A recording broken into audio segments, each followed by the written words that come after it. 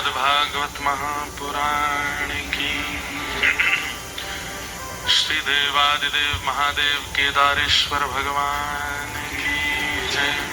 पर्वतराज हिमालय की जय जय श्री राम। परम मंगल में प्रात प्रखलेश्वर अकारण करुणा वरुणालय भक्त वांछा कल्पतरु तड़ित विनिंदित पीतांबरधारी श्री बाल कृष्ण लाल की बद्री विशाल भगवान की वांगमयी शब्दमयी वाणीमयी प्रतिमूर्ति हम आप सबके मध्य में विराजमान श्रीमद् भागवत महापुराण आनंद का विषय है। जिन भागवत जी का हम लोग एकादश स्कंद सुन रहे हैं, 11वां स्कंद कृष्ण उद्धव संवाद। जिस संवाद के श्रवण के बाद श्री उद्धव जी महाराज यहाँ बद्रिकाश्रम आए, वही प्रसंग यहाँ हम आप सब लोग विस्तार से श्रवण कर रहे हैं। आज जिसका पंचम दिवस यहाँ प्रारंभ हो रहा है। बंधुओं, बद्रीनाथ केवल नरनारायण भगवान का स्थान, बद्री विशाल भगवान का स्थान, अलकनंदा जी का स्थान, कितने हमारे सनातन धर्म का प्रादुर्भाव यही हुआ है। अगर ऐसा कहें तो कोई अतिशयोक्ति नहीं है। सनातन धर्म का प्रादुर्भाव इसी भूमि पर हुआ। आज हमारे चारों वेद हैं, पुराण हैं। श्री वेद व्यास जी ने जिन सबकी रचना की, कहाँ की? यही तो की। साक्षात सरस्वती जी का प्रादुर्भाव यहाँ होता है। जिनकी वजह से हम बोलते हैं, सुनते हैं, चलते हैं, सब सरस्वती जी का प्रादुर्भाव यहाँ होता है। दर्शन ही सरस्वती जी का पूरे ब्रह्मांड में केवल बद्रीनाथ में होता है। सबके प्रादुर्भाव स्थली है। एकादशी की प्रादुर्भाव स्थली है। नृसिंह भगवान हिरण्यकश्यप का वध करने के बाद यहीं पधारे और यहाँ आकर के तप्त कुंड के पास में स्थान है, वहां बैठ करके अपने हस्त प्रक्षालन किए। कौन नहीं पधारे हैं? 33 कोटि देवता यहाँ अपने चरणों से इस पवित्र भूमि को आनंदित करके गए। और आज भी 6 महीने के पश्चात हम लोगों के लिए इस स्थान पर आना मना। क्यों? क्योंकि यहाँ देवता आते हैं और आकर के श्री बद्री विशाल भगवान की तपस्या करते हैं, उनकी आराधना करते हैं, अर्चना करते हैं। ऐसे बद्रीनाथ भगवान के श्री चरणों में बैठने का और इतने दिनों तक कथा सुनने का, कहने का अवसर हमको मिल रहा है। ये बहुत बड़े सौभाग्य की बात है। हम तो अब बहुत व्याकुल भी हैं क्योंकि कल कथा विश्राम है और परसों वापस जाना है। थोड़ा इस बात से बच रहे हैं कि वापस वृंदावन जाएंगे क्योंकि दीपावली अब तो घर रहेंगे 2-4 दिन। तो वृंदावन जाने के भाव से तो थोड़ा मन आनंदित है। नहीं तो यहाँ का जो सुरम्य वातावरण है, जो ठाकुर जी का सहज, एक चीज आप अनुभव करेंगे, यहाँ विषय विकार आते ही नहीं है, मन में उत्पन्न ही नहीं होते। दूसरी बात आप अनुभव करेंगे कि यहाँ ध्यान बहुत जल्दी लगता है। आप बस एकांत में बैठ करके, कहीं हल्की सी धूप की किरण पड़ रही हो और बैठ करके प्रेम से अपने गुरु मंत्र या अपने नाम का अगर आप ध्यान करेंगे तो बहुत सहज ध्यान लगेगा, क्योंकि संपूर्ण बद्रिकाश्रम भगवान का आसन है। ऐसे बद्रीनाथ भगवान जिनकी सेवा आराधना श्री नारद जी महाराज 6 महीने करते हैं और देवताओं की यहाँ पर होड़ लगती है कि कौन जाएगा सेवा में। ऐसे बद्री विशाल भगवान की 6 महीने मानवों की सेवा में जिन विशेष रूप से जिनको सेवा प्राप्त है, ऐसे हमारे आज मंच पर विराजमान आचार्य श्री रविंद्र प्रसाद भट्टी जी महाराज पधारे हैं। महाराज जी, आपकी वाणी से ही बद्री विशाल भगवान उठते हैं। उत्तिष्ठ उत्तिष्ठ गोविंद उत्तिष्ठ गरुड़ध्वज। सुबह प्रातःकालीन अभिषेक होता है, तब भी बद्री विशाल भगवान के द्वार पर चारों वेद और भागवत जी का पाठ होता ही रहता है विप्र देवों के द्वारा। आपकी वाणी से ही ठाकुर जी उठते हैं और रात्रि में गीत गोविंद सुना करके, और गीत गोविंद में भी दशावतार स्तुति, यहाँ की दशावतार स्तुति में एक विशेषता, रात्रि शयन में जाइए दर्शन करने तो श्री जयदेव महाप्रभु जय जगदीश हरे, तो यहाँ जब दशावतार स्तुति होती है तो एक बार जय जगदीश हरे, फिर दूसरी बार जय बदरीश हरे। यहाँ पर ऐसा कहकर के ठाकुर जी को जयदेव महाप्रभु की गीत गोविंद सुनाते हैं। गीत गोविंद जगन्नाथपुरी में भी सुनाते हैं, यहाँ भी सुनाते हैं, द्वारिका में भी सुनाते हैं, दक्षिण में भी। गीत गोविंद के बिना ठाकुर जी कहीं नहीं सोते। तो ऐसे रविंद्र प्रसाद भट्ट जी पूज्य महाराज जी पधारे हैं। आप कल भी पधारे थे, पर कल हम एक कथा में गए थे, इसलिए विलंब से आपको मंदिर भी पहुंचना होता है समय से। तो भाव है कि दो शब्द आप कुछ अपने आशीष के हमें कह देंगे तो लगेगा कि स्वयं बद्री विशाल भगवान ही सबको आशीष दे करके गए हैं। आपकी वाणी हम दो शब्द सुने, उसके बाद फिर आज के कृष्णोद्धव संवाद में हम लोग प्रवेश करेंगे। बोलो बद्री विशाल भगवान की, श्री नर नारायण भगवान की जय। जय श्री राधे। बोलो बद्री विशाल भगवान की, बोलो घंटा कर्ण महाराज की, बोलो श्रीमद् भागवत महापुराण की, बोलो वेद व्यास भगवान की। पूज्यपाद महाराज जी की आज्ञा हुई है दो शब्द कहने के लिए। ओम जय शंकर पार्वती पते, मृड शंभु शशिखंड मंडन, मदनांतक भक्त वत्सल, प्रिय कैलास दया सुदाम्बुदे, सदुपाय कथा स्वपंडितो, हृदये दुख शरीर खंडिता, शशिखंड शिखंड मंडनम, शरणयामि शरण्यमीश्वरम, वंदे श्री नारसिंहं गरुड़शुरमुनि, क्रोड़ केदार गंगा, मार्कंडेयाग्नितीर्थ, द्रविणद भगवद पाद दुर्गा गणेशान, घंटा कर्णोद्धव श्री नर नग बदरी, नाथ नारायणाख्यान, ब्रह्मा प्रहलाद योगी स्वरपद कमल, श्री नरसिंहाश्च भक्त्या, ध्येयं सदा परिभवग्नमभीष्टदोहं, तीर्थास्पदं शिवविरिञ्चुनुतं शरण्यं, परित्यार्त्यहं प्रणतपालभवाब्धिभूतं, वन्दे महापुरुषते चरणारविंदम। परम मंगलमयी, परम कल्याणमयी, अखिल ब्रह्मांड नायक, कोटि ब्रह्मांड नायक, तड़िदुदिधारी पीताम्बरधारी भगवान बद्रीश्वर के श्री चरणों में नमन करते हुए, भूत भावन बाबा केदारनाथ जी को नमन करते हुए, यहाँ के जो क्षेत्रादि क्षेत्रपाल घंटाकर्ण महाराज को नमन करते हुए, माँ भगवती नंदा को नमन करते हुए, कल कल छल छल निनाद करते हुए माँ भगवती अलकनंदा को नमन करते हुए, व्यासपीठ पर पूज्यपाद सुख स्वरूप वेद व्यास जी के श्री चरणों में नमन वंदन करते हुए, भाग्योदयेन बहुजन्म समर्जितेन सत्संगमं च लभते पुरुषो यदा वे। ये देखिए भक्तिमयी माताओं, भक्तिमयी बहनों, आपके हृदय में जो भक्ति देवी हैं, उन भक्ति देवी को जय बद्री विशाल। आप सबका कल्याण करें भगवान बद्रीनाथ जी।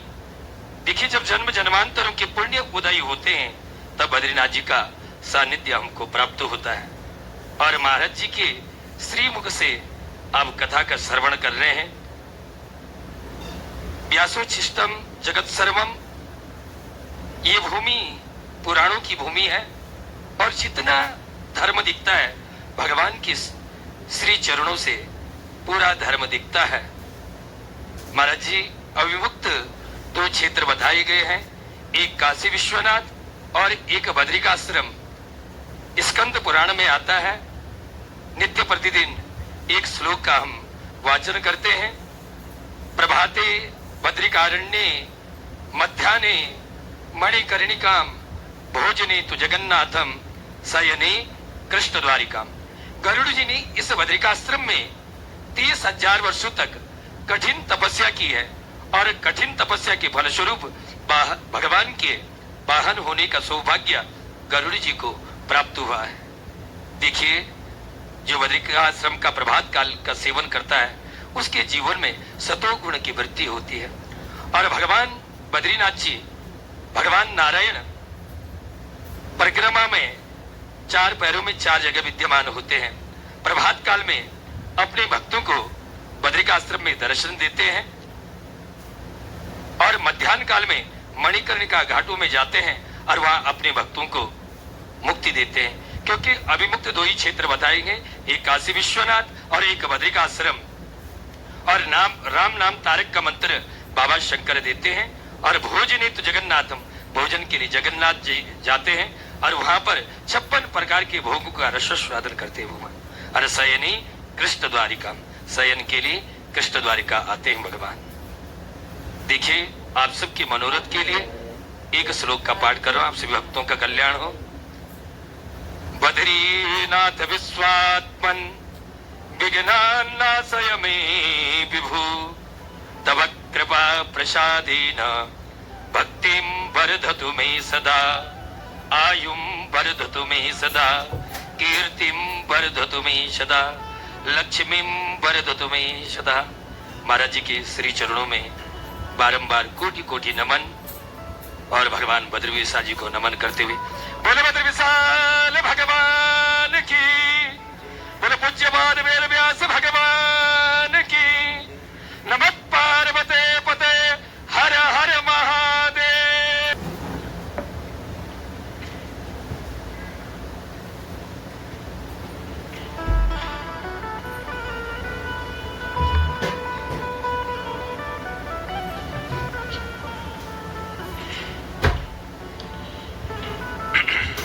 बोलो बद्रविशाल भगवान की। महाराज जी ने इतना सुंदर योग बताया और मुक्त क्षेत्र बद्रीनाथ और काशी हैं। और इसी भाव से ये कथा भी हमारे सब काशी के ही वैष्णव करा रहे हैं। संपूर्ण पाठक परिवार काशी से ही यहाँ आए हैं कथा कराने के लिए। कितना सुंदर संयोग है, यजमान काशी के, वक्ता वृंदावन के और कथा बद्रीनाथ में।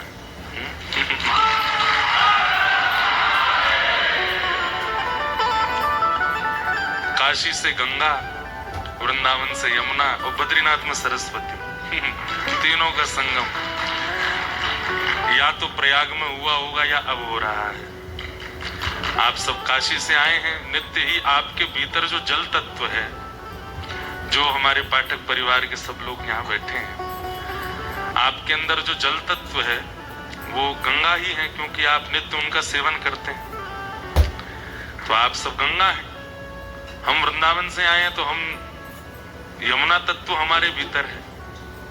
और अभी जो हम लोग नित्य पान कर रहे हैं, अलकनंदा जी हैं, पर थोड़ी दूरी पर यहाँ सरस्वती जी हैं। सरस्वती जी कहते हैं लुप्त हो जाती हैं, या कहो तो अलकनंदा जी के भीतर आकर के प्रविष्ट हो जाती हैं। तो सरस्वती जी यहाँ है। तो ये त्रिवेणी संगम भी हो रहा है, बद्रीनाथ की सरस्वती, काशी की गंगा, वृंदावन की यमुना।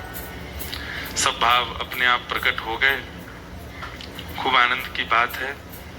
कार्तिक मास का ये पावन अवसर है और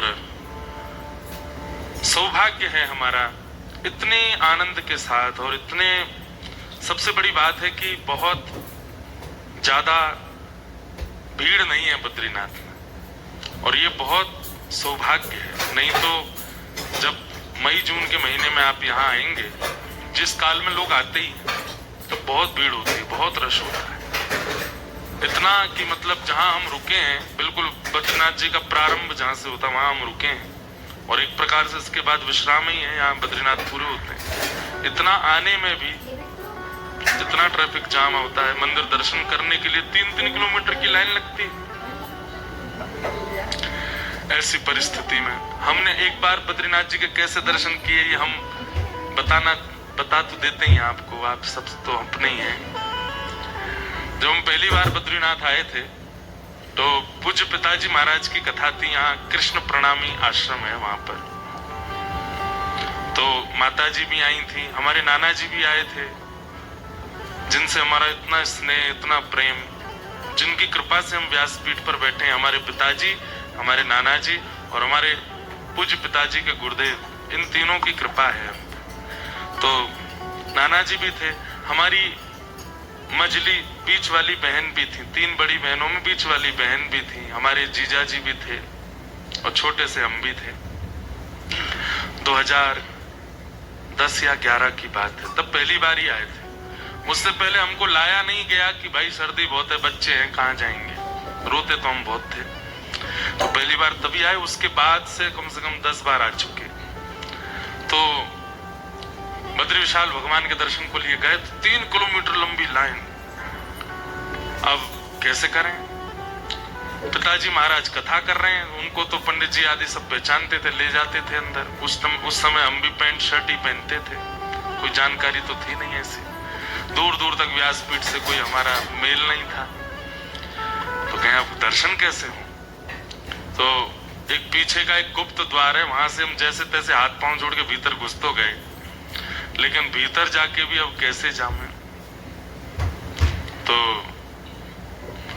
जहां से लाइन अंदर आती है वहां खड़े खड़े हम देखें लोगों से, हम कहें नहीं घुसा लो आधे, लोग कहें तो पीछे जाओ 3 किलोमीटर वहां से आओ। सुबह से खड़े हम ऐसे थोड़ी, तो कभी दीदी जाएं, कभी जीजा जी जाएं, कभी मैं जाऊं, एक पंडित जी और थे हमारे साथ, कभी वो जाएं। तो अब कैसे हो दर्शन? ब्रजवासी हैं, हम लोगों को उधम करने तो आते ही हैं। तो पीछे हम लोग बैठे, मैंने कि एक काम करते हैं, मैं जीजा जी पहले आप जाओ और आप थोड़े ऐसे जाना व्याकुल स्थिति में। बोले फिर? मैंने वहां लोगों के सामने जाके ऐसे करना, मेरी पत्नी खो गई है, अंदर गई थी बाहर नहीं निकली है। तो मैंने कहा हंसना नहीं, और बोलो हो सके तो आंसू निकाल लेना। और मैंने क्यों कहना भैया वो मिल नहीं रही है, अंदर गई थी बाहर ही नहीं आई है, 2 मिनट मुझे ले चलो मैं देख लूं अंदर जाके। तो जीजा जी बोले ठीक है मैं ऐसे करूंगा। मैंने कहा दीदी अब आप सुनो, जब ये भीतर चले जाएंगे दूर से मैं देखता रहूंगा, चले गए भीतर, थोड़ी देर बाद आप जाना। बोले मेरे पति खो गए, भीतर गए थे बाहर नहीं आए। ठीक है, मैंने कहा फिर मैं आऊंगा, मेरे माता पिता खो गए मिल नहीं रहे मुझे भी लो। पंडित जी बोले मैं क्या कहूंगा, मैं कहना यजमान खो गए पूजा करा रहे थे, दक्षिणा देके नहीं गए, भीतर गए बाहर ही नहीं आए। और सही माने हम पहली बार बद्री विशाल भगवान के सामने ऐसे ही गए। जीजा जी गए, पत्नी खो गई है, तो उनको ले लिया 2-4 लोगों ने, चलो चलो चलो भीतर ढूंढ लेना। अंदर जाकर के वो तो दर्शन किए, पीछे वाले बोले पत्नी बोले वो तो मिल गई बाहर खड़ी है तीनों को दर्शन, चारों पहली बार बद्री विशाल भगवान के ऐसे दर्शन हुए। लेकिन क्या अद्भुत, हमें तो हमारे वृंदावन के ठाकुर जी दिखते हैं सब जगह, लेकिन यहाँ देख करके मन में भाव आता है। क्या आप लोग सुबह मंगला में जो दर्शन होते हैं ना, अब तो उसकी टिकट ही नहीं मिल रही है, 1-1 हफ्ता तक बुकिंग हो रखी है लोगों की। पर हम एक दिन कर आए थे दर्शन, तो सामने बैठने को मिलता है, 3-4 घंटा बैठो। हमारे साथ तो देखो अपने आप ही आनंद होता है। मैं रास्ते में जा रहा था कल, तो मन में भाव आ जाता है, मैंने हे बद्री विशाल भगवान, हमको टिकट मिली है बड़ी मुश्किल से, बहुत लेट, और लेट टिकट मिलने पे क्या होता है सबसे पीछे खड़ा होना पड़ता, वहां से ज्यादा दिखते नहीं है। तो हमने कही हे बद्री विशाल भगवान, आप अगर मुझसे सच में प्रेम करते हो, आज मुझे आप बता देना, अगर आपने आगे बैठा लिया तो मैं समझ जाऊंगा प्रेम करते हो। भीतर जाकर के लाइन लगी, खूब पीछे हम खड़े थे। पंडित जी से मैंने किया आज देखते हैं बद्री विशाल भगवान क्या करते हैं। अब अंदर वहां लोग सब बैठ चुके थे, जगह बची नहीं थी। जब हम पहुंचे अंदर तो यही पंडित जी महाराज बैठे थे। ये तो वेद मंत्रनी के वेद मंत्रों से होता है ठाकुर जी का, चारों वेद पाठी विराजते हैं। जैसे द्वार में खुला इन्होंने मुझे देख लिया। अब मैंने इनको देखा, अब ये मुझे आओ आओ आगे आओ आगे आओ। तो मन में तो प्रसन्नता हुई कि बद्री विशाल भगवान प्रेम करते हैं, पर जो आगे बैठे थे वो बोले हम जगह नहीं देंगे। बोले अरे वो महाराज जी। कौन से महाराज जी? अब उन्होंने जैसे पीछे देखा तो वो भी रोज के श्रोता, रोज कथा सुनते, वो आए ही बद्रीनाथ कथा सुनने के लिए थे। और उन्होंने देख के वो तो खड़े हो गए, महाराज जी यहाँ बैठो, बिल्कुल बीच में बैठो। अब वो सब तो बैठा, मैं मेरे मन में भाव आवे, मैंने की सॉरी हे बद्री विशाल भगवान, आपको बार बार चैलेंज देते हैं हम, लेकिन आज आपने प्रेम प्रस्तुत कर दिया, सन्मुख ही बैठा लिया है। और फिर 3 घंटा एक आसन पर बैठ के लगभग 4:30 बजे से लेकर के 7:30 बजे तक बद्री विशाल भगवान के मधुर दर्शन। उन दर्शनों में जटा जब दिखाते हैं ना ठाकुर जी की, दिया से दिखाते हैं, देखिए ये ठाकुर जी की जटाएं, वो जटा देख करके मन बड़ा हमारा व्याकुल होता है। हमारे वृंदावन ठाकुर जी के तो घुंघराले केश हैं, ऐसी मधुर अलकावली है। वरहा पीड़म नटवर वपु कर्णयो कर्णकारम विप्रद वासः कनक कपिसम वैजयंतीम च मालाम कस्तूरी तिलकम ललाट पटले वक्षस्थले कौस्तुभम। ऐसी सुंदर सुंदर शोभा जिनकी है, उनके जब जटा का दर्शन करते हैं तो हैं तो ब्रजवासी, भीतर नंद रानी भी, यशोदा भी हैं, भीतर नंद बाबा भी हैं, भीतर किशोरी जी भी हैं, भीतर मधुमंगल श्री दामा तनसुखा मनसुखा रोहिणी मैया भी हैं, बलदाऊ जी भी हैं। तो जब अपने लाला की जटा देखी मन बहुत भावुक हो गया कि ये जटा क्यों है, यहाँ घुंघराले केश क्यों नहीं है ठाकुर जी के।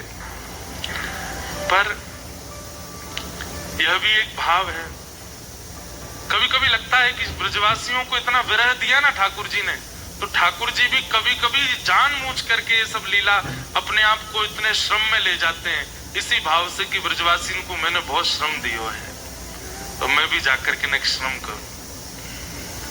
हमें तो यही लगता है, अनेक भाव हैं, शास्त्रीय भाव हैं, पर मन का भाव लगता है कि वहां जगन्नाथपुरी में भी, द्वारिका में भी और यहाँ बद्रीनाथ में भी ठाकुर जी ब्रजवासियों को जो ताप दिए हैं ना, उस ताप के समन्वय के लिए स्वयं भी ताप ले रहे हैं, स्वयं भी तप कर रहे हैं। बहुत प्रेम करते हैं ठाकुर जी ब्रजवासियों से। ऐसे श्री बद्री विशाल भगवान, उनको हम बारंबार प्रणाम करते हैं।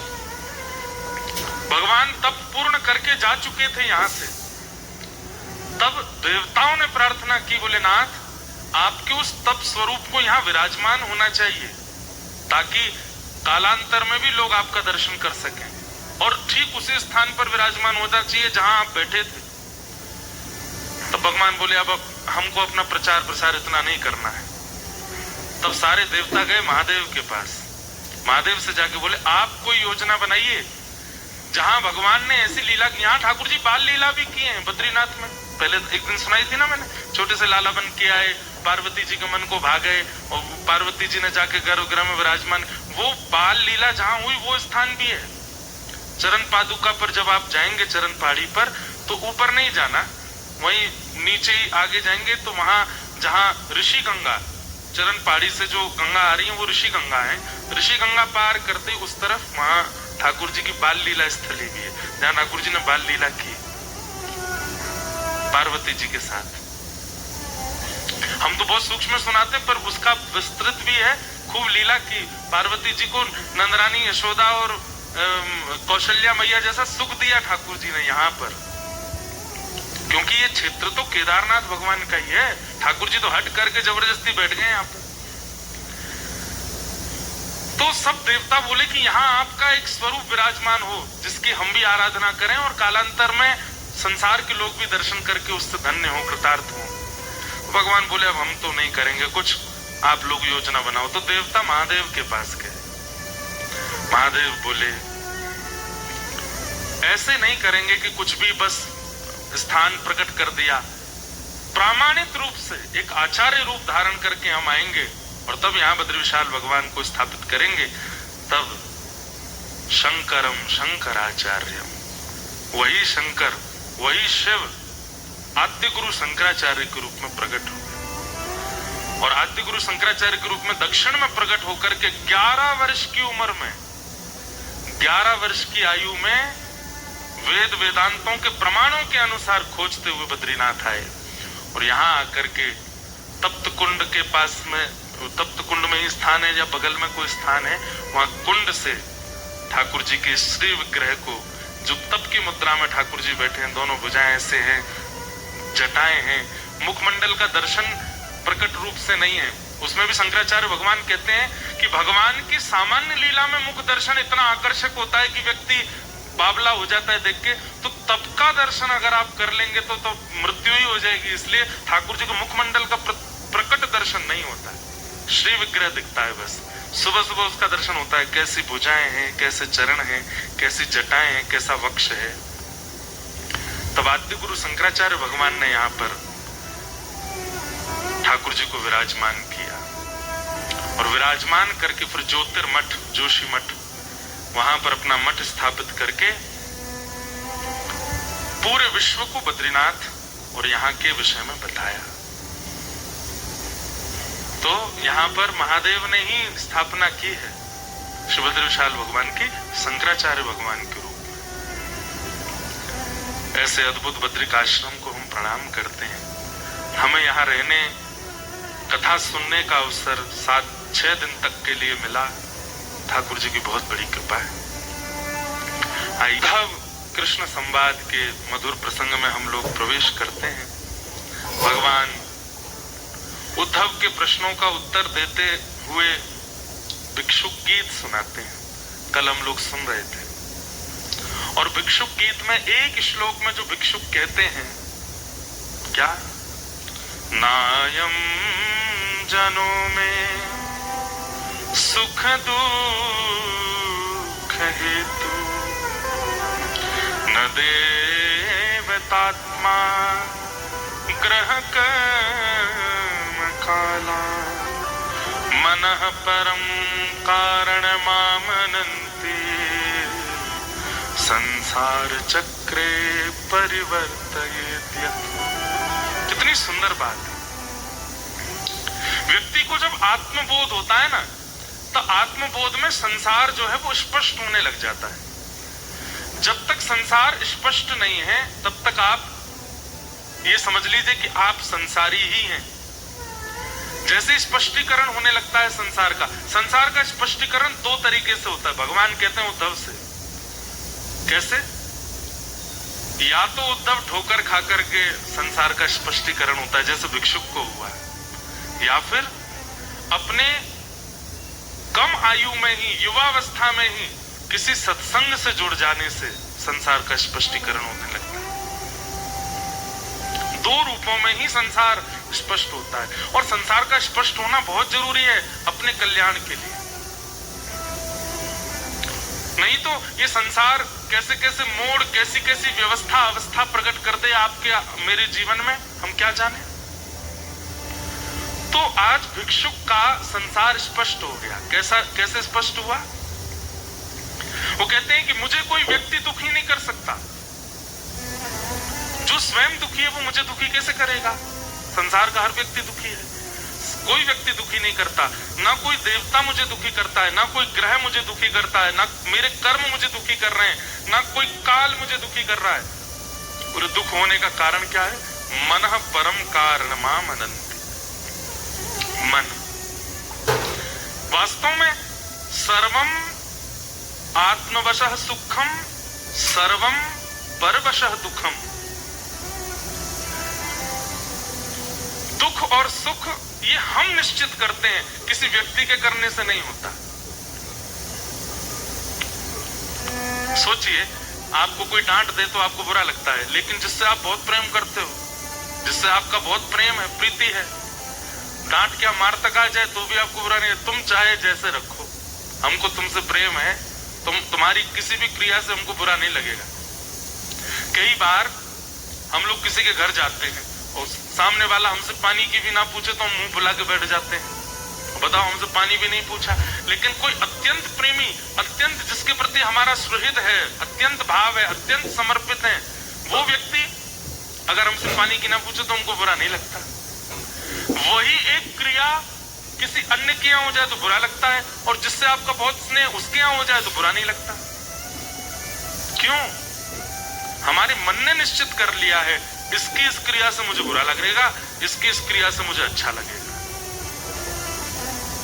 वही बात यहां भिक्षुक कह रहे हैं कि सुख दुख है ही नहीं, मन ने विचार कर लिया वही सुख है, मन ने विचार कर लिया वही दुख है। और हम दोष मन को नहीं दे सकते, इसलिए सबको देते रहते हैं। इसके कारण दुखी है, इसके कारण दुखी है, इसने दुख दे रखा है, मेरा तो समय खराब चल रहा है, देवता दुखी कर रहे हैं, मेरे तो ग्रह काल दुखी कर रहे हैं, मेरी तो पत्नी दुखी कर रही है। लेकिन यहाँ पर भिक्षुक कह रहे हैं, और भिक्षुक नहीं भगवान कृष्ण सुना रहे हैं उद्धव को, मनः परम कारणमामनन्ति, मन ही कारण है। उद्धव, सत्संग क्या करता है? बोले मन को समत्व बना देता है, सम कर देता है, फिर ना किसी की क्रिया से बुरा लगता है और ना किसी की क्रिया से बहुत अच्छा लगता है, ना सम्मान मिलने से कोई फूलता है और ना अपमान होने से कोई दुखी होता है। इस मन का निर्माण सत्संग कर देता है, और जब इस मन का निर्माण सत्संग कर देता है फिर संसार में रहने में सुख मिलता है, फिर संसार ही वैकुंठ बन जाता है, संसार में हर व्यक्ति ही भगवान बन जाता है, और फिर वो व्यक्ति अपना आत्म कल्याण निश्चित रूप से कर लेता है। इसलिए सत्संग के द्वारा मन का निर्माण करो। उद्धव सुन रहा है, और सुनते सुनते श्री उद्धव जी महाराज एक प्रश्न करते हैं, प्रभु मैंने कहा ना ये कृष्ण अर्जुन संवाद नहीं है, ये कृष्ण उद्धव संवाद है। और संवाद का मतलब होता है बगल में बैठे हैं दोनों, और जैसे कोई मित्र मित्र बात करते हैं ऐसे। उद्धव का अगला प्रश्न इतना अच्छा लगा मेरे को। उद्धव क्या कहते हैं? ठाकुर जी बोले जी आप भगवान हैं, आप परमात्मा हैं, आप ईश्वर हैं, मानव का कल्याण हो चाहे ना हो इससे आपको इतनी चिंता क्यों रहती है? मुझे ये बताइए। क्या पूछ रहे हैं उद्धव? मानव अपना कल्याण करे, सदगति करे चाहे अधोगति करे, आपको इतना फर्क क्यों पड़ता है? मैं इतनी देर से आपकी पूरे प्रवचन को सुन रहा हूं और मैंने ये चीज आपकी आंखों में, आपकी बातों में, आपके शब्दों में देखी कि मानव कल्याण करे, इसके लिए आप बड़े चिंतित रहते हैं। क्यों? खरबों अरबों लोग हैं संसार में, और उसके बाद भी पशु भी हैं, पक्षी भी हैं, मछलियां भी हैं, सब हैं, सब आपसे ही प्रकट हुए, पर मानवों की इतनी चिंता आपको क्यों रहती है? और ये मानव जो कि इतना दुष्ट है, सारे गलत काम करता है, जिनके आप मना करते वो सब करता है, फिर भी आपको इसकी इतनी चिंता क्यों होती है? कितना अच्छा प्रश्न है ना। आपको मानव कल्याण से क्या मिलेगा? आप तो फिर भी परमात्मा हो, और मानव कल्याण नहीं होगा तो भी परमात्मा हो। आपको कुछ मिलना तो है नहीं, तो फिर आपको इतनी चिंता क्यों? होने दीजिए ना अधोगति इंसान की। ठाकुर जी बोले नहीं उद्धव। श्री भगवान वाच, भगवान कह रहे हैं क्या कि मन लक्षण मिमं कायम लब्धा मद्धर्म आस्थितः आनंदम परमात्मानम आत्मस्थम समुपैति मां। उद्धव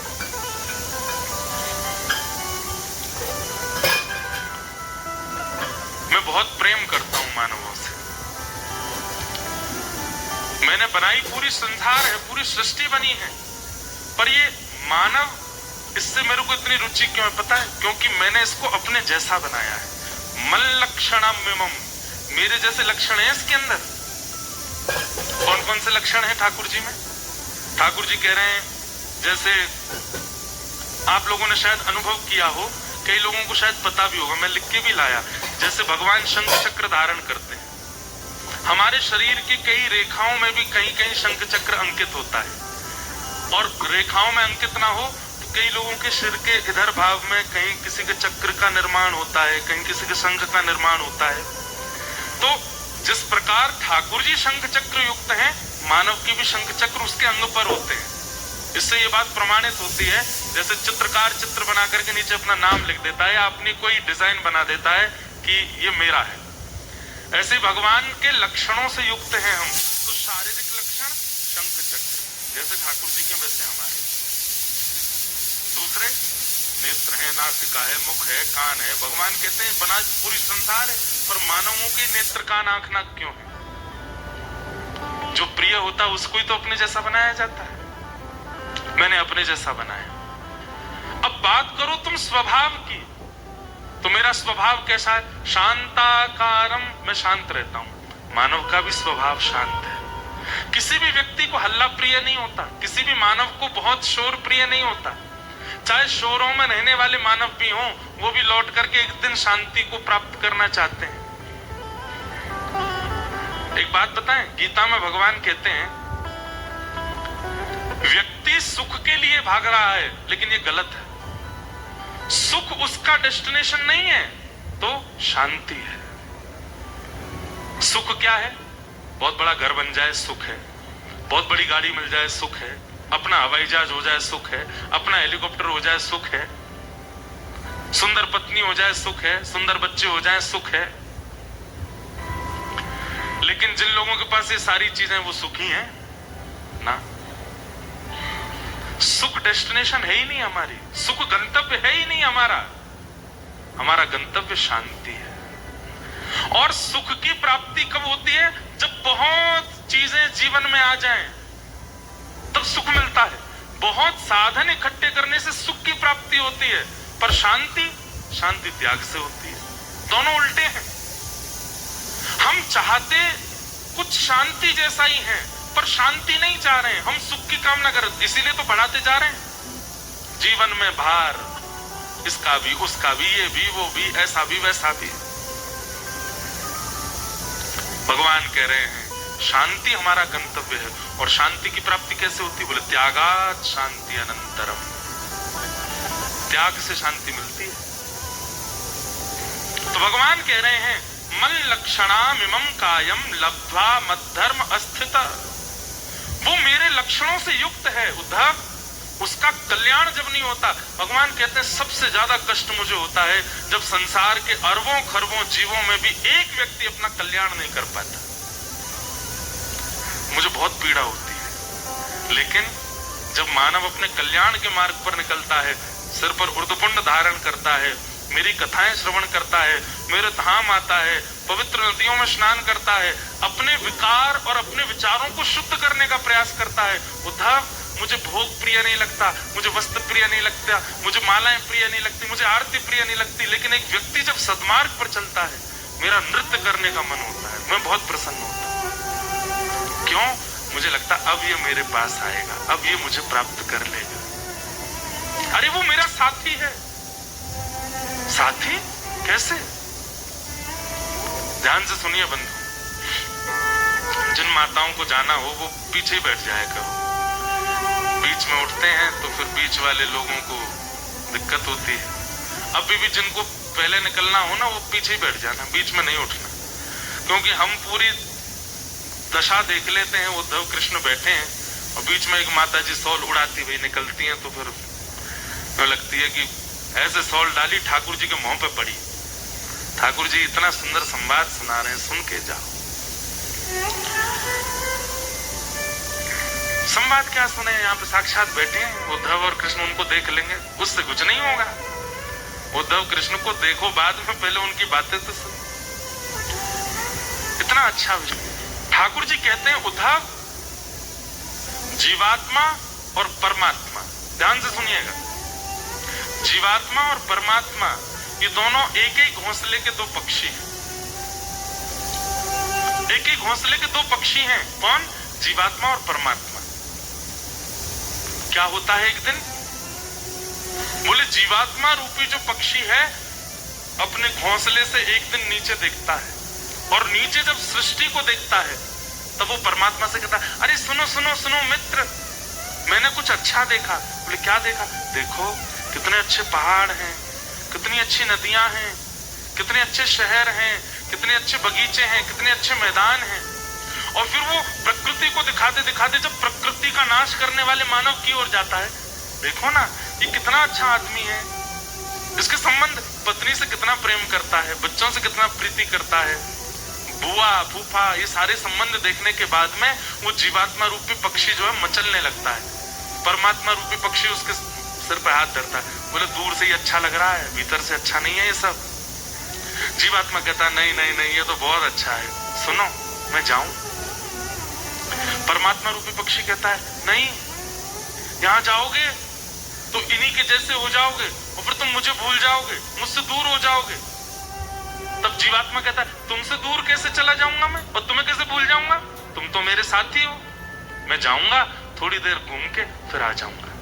परमात्मा फिर कहते हैं नहीं वहां मत जाओ, ये संसार दूर से देखने में सुंदर है, पकड़ लेगा तुमको, लौट के नहीं आ पाओगे मेरे पास, मैं आ जाऊंगा, मुझे मार्ग पता है और तुम मेरे अति प्रिय हो, तुम्हें मैं कभी नहीं भूल सकता। बार बार परमात्मा के मना करने पर भी उद्धव वो जीवात्मा जिद करता है। तो परमात्मा तो जानता है कि ये वापस लौट के नहीं आएगा, जाते जाते कह देता है बीच बीच में थोड़ा संदेशा भेजते रहना मेरे पास, मुझे तुम मत भूल जाए। परमात्मा बोले मेरी चिंता मत कर, मैं तुझे नहीं भूलूंगा, अपनी चिंता कर। वो चला जाता है। जब वो जाता है और जैसे ही संसार में जन्म लेता है, माता पिता भाई बंधु बुआ फूफा पत्नी मित्र सखा बच्चे सबके बीच में ऐसा रम जाता है, फिर परमात्मा को उसकी याद आती है, बोले पूछूं तो सही कब आएगा। तब किसी आचार्य को, किसी कथा वक्ता को, किसी संत को अपने संदेश वाहक बना करके ठाकुर जी भेजते हैं, बोले उसको बताना कि वो मेरे से बिछड़ के आया है संसार में। जब कथा वक्ता बताते हैं, व्यक्ति सुनता है, दक्षिणा लेने के लिए कुछ भी बोलते हैं, हमारा कोई संबंध नहीं परमात्मा से, हम तो दूर के, हमारे तो ये हैं, ये बैठे हैं बगल में, ये है बगल में लिपस्टिक लगा के बैठी है जो, ये है बच्चे जो टोपा पहन के बैठे हैं आगे, वो थोड़ी है हमारा, वो तो बहुत दूर है हमसे। बीच में कई संदेश ठाकुर जी आचार्यों के रूप में भेजते हैं, लेकिन फिर भी जीवात्मा चेतता नहीं। ठाकुर जी कहते हैं उद्धव उस समय मुझे इतनी पीड़ा होती है कि मेरी कथाएं सुनने के बाद भी, मेरे धाम में आने के बाद भी, मैं मेरे संदेश वाहक आचार्यों से सुनने के बाद भी वो दोबारा संसार में ही रहता है, मेरे पत्रों को और मेरे संदेशों को अनदेखा कर देता है। तब मुझे बहुत पीड़ा होती है। और फिर जब उसकी अधोगति होती है, तब अधोगति के बाद मैं अपनी दृष्टि हटा लेता हूं, और दृष्टि हटाने के बाद फिर मेरी जितनी योगनियां हैं, मेरी जितनी शक्तियां हैं और मेरे नीचे जितना देवता मंडल है, ये सब उसके कर्मानुसार उसको फिर दुख देते हैं। फिर वो 84 लाख योनियों में भटकता है, कहां कहां क्या क्या करता है। इसलिए उद्धव मुझे चिंता है, क्योंकि ये जीवात्मा मेरा है, उसका कल्याण हो। 1000 लोग कथा सुनने आते हैं, 1000 कथा मतलब ठाकुर जी का संदेश, ठाकुर जी का मैसेज, और जब उसको सुन के व्यक्ति वापस जाकर के अपने उन्हीं कार्यों में लग जाता है, तो ठाकुर जी कहते हैं अब भी नहीं चेता, इतना समझाया इतना बताया, लेकिन फिर से वापस वहीं चला गया। इसलिए उद्धव तुम जो ये कह रहे हो कि मैं परमात्मा हूं, मैं ईश्वर हूं, जीवात्मा अपना कल्याण करे ना करे, मुझे इससे क्या चिंता, मुझे चिंता है क्योंकि वो मेरा अंश है।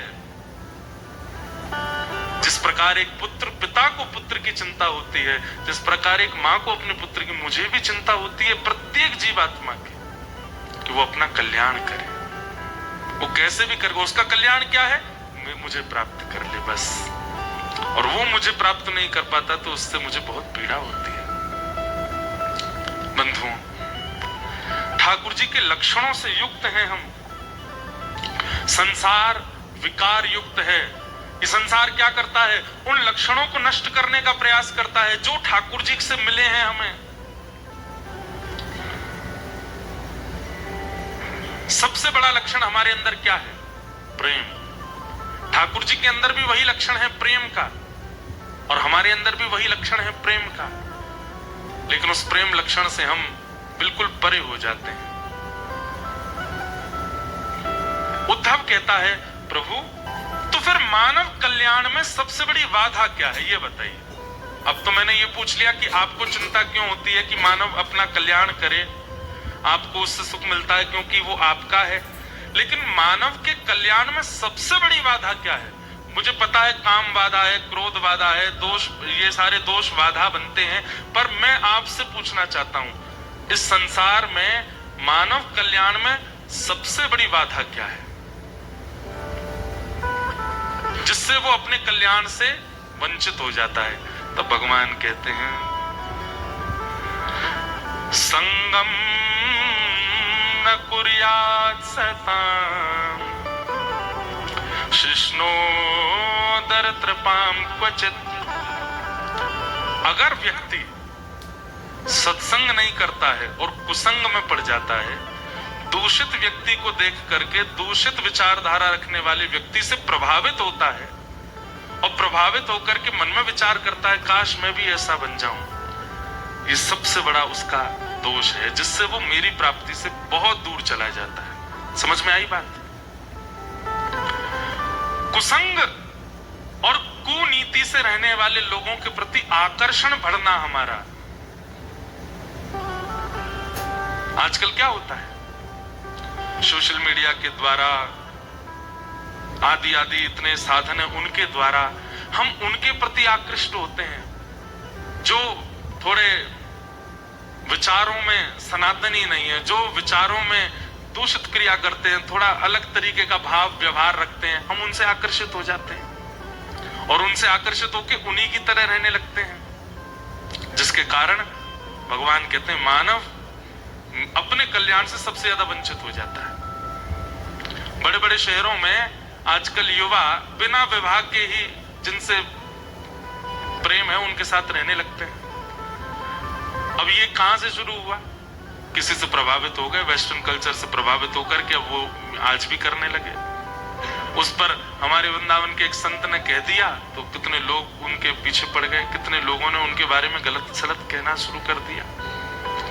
यही है, ठाकुर जी कहते हैं सबसे बड़ा अपने कल्याण में जो वादा है वो ये कि कुसंग और कुनीति से रहने वाले लोगों से व्यक्ति प्रभावित होते हैं और सत्संग और सुनीति बताने वाले लोगों का विरोध करने लगते हैं। उधर सबसे बड़ा आत्म कल्याण में ये बाधा है। आप किससे प्रभावित होते हैं, किसको देख करके जीते हैं, किसको देख करके आप आनंदित होते हैं, यहां से निर्णय होता है कि आप कैसे हैं। भगवान कहते हैं संग दोष के कारण उद्धव व्यक्ति अपने कल्याण से वंचित होता चला जाता है और इसी संग दोष का शिकार हुए हमारे पूर्वज। कौन? सुद्युम्न। भगवान ने अपने एक पूर्वज की कथा सुनाई, जिन सुद्युम्न को ही ऐल कहा गया, और ये श्रीमद् भागवत का अंतिम गीत है। पहला गीत रुद्र गीत, दूसरा वेणु गीत, तीसरा गोपी गीत, चौथा भ्रमर गीत, पांचवा युगल गीत, छठवा भिक्षुक गीत जो हमने कल सुना, और ये अंतिम है ऐल गीत। क्या नाम है? ऐल गीत। इनकी कथा सुनो। ये ऐल कौन है? चारुके से।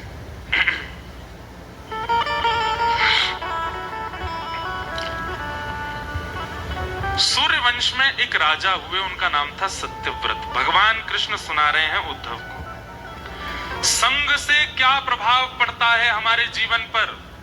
सुनो उद्धव, सूर्यवंश के एक राजा थे, उनका नाम था सत्यव्रत। ये सत्यव्रत राजा, इन्होंने मत्स्यावतार का दर्शन किया था, मत्स्य भगवान का दर्शन किया था। सत्यव्रत राजा की कोई संतान नहीं थी, तब इन्होंने वशिष्ठ ऋषि से कहा कि आप पुत्र कामेष्ठी यज्ञ कर दीजिए ताकि हमारे संतान हो। बहुत ध्यान से सुनिएगा, सब लोग इधर देख के सुनो, बहुत सुंदर कथा है। और चंद्रवंश का प्रारंभ, मतलब भगवान के वंश का, यदुवंश का प्रारंभ भी इसी कथा से ही होता है। तो भगवान कहते हैं उद्धव, सत्यव्रत राजा ने एक बार वशिष्ठ ऋषि से कहा कि हमारे यहाँ संतान हो, इसके लिए आप एक यज्ञ कीजिए। तब वशिष्ठ जी ने पुत्र कामेष्ठी यज्ञ किया। उस यज्ञ में सत्यव्रत राजा इतने ध्यानस्थ हो गए कि वशिष्ठ जी ने मध्य यज्ञ में पूछा, पुत्र की कामना है कि पुत्री की? तो राजा तो उत्तर दे नहीं पाए। बगल में बैठी रानी ने कहा, मुझे लाली चाहिए, मुझे पुत्री चाहिए। और वशिष्ठ ऋषि बोले ठीक है, और उन्होंने उसी प्रकार के मंत्रों का उच्चारण किया कि इनके घर एक पुत्री का जन्म हो।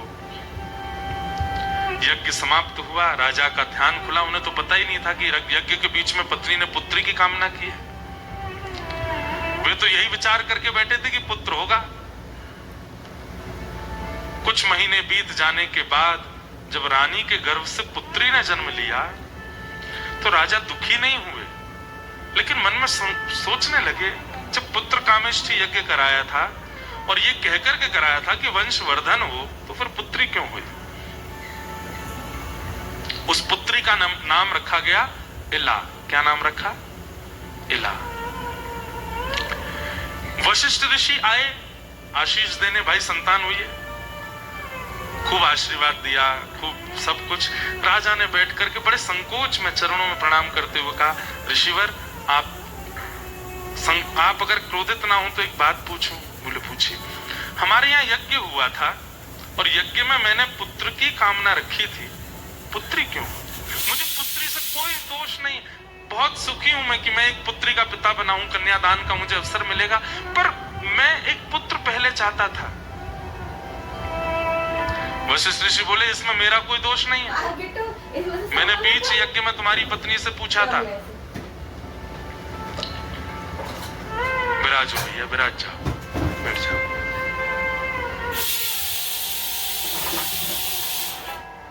बैठ जाओ। क्या बता रहा था मैं? कहां था? जल्दी बताओ। हैं? हाँ, बैठ जाओ। बैठ, कथा में बीच में ऐसे वो नहीं करते, बैठ जाओ। तो वशिष्ठ ऋषि बोले, एक तो सूर्यवंश चंद्रवंश की कथा में इतने नाम हैं, वैसे भूल जाते कहां चल रही थी। तो वशिष्ठ ऋषि बोले, मेरा कोई दोष नहीं है। तुम्हारी पत्नी से मैंने पूछा था, तुम ध्यान में बैठे थे कि पुत्र की कामना है कि पुत्री की? उन्होंने कहा था पुत्री की। नहीं नहीं महाराज, मेरा ऐसा कोई विचार नहीं। तुम हमारे यज्ञ पर और हम पर तुम प्रश्न चिन्ह उठा रहे हो। राजा बोले, नहीं मेरी ऐसी कोई भावना नहीं, तुम तो ये कह रहे हो। अब सुनो, मंत्र विज्ञान क्या होता है और एक ऋषि की शक्ति क्या, मैं दिखाता हूं। लाओ अपनी पुत्री लेकर के आए। बोले, एक क्षण के लिए सब लोग आंख बंद करो। सबने आंख बंद की। वशिष्ठ ऋषि ने मंत्र का उच्चारण किया। बोले, आंख खोल करके देखो। और जैसे ही देखा तो वो पुत्री पुत्र बन गया। मंत्र शक्ति से उसको पुत्र बना दिया और उसका अब नाम सुद्युम्न रखा। वशिष्ठ ऋषि बोले, अब तो पुत्र हो गया, आप चिंता नहीं करना। सत्यव्रत रोने लगे, बोले, मुझे क्षमा कर दीजिए, मुझे ऐसी याचना नहीं करनी। बोले, नहीं, अब तुम रहो, प्रसन्न रहो। लेकिन भैया, प्रकृति के साथ में चाहे मंत्रों से ही चाहिए, चाहे तंत्रों से ही चाहिए, खिलवाड़ नहीं करना चाहिए।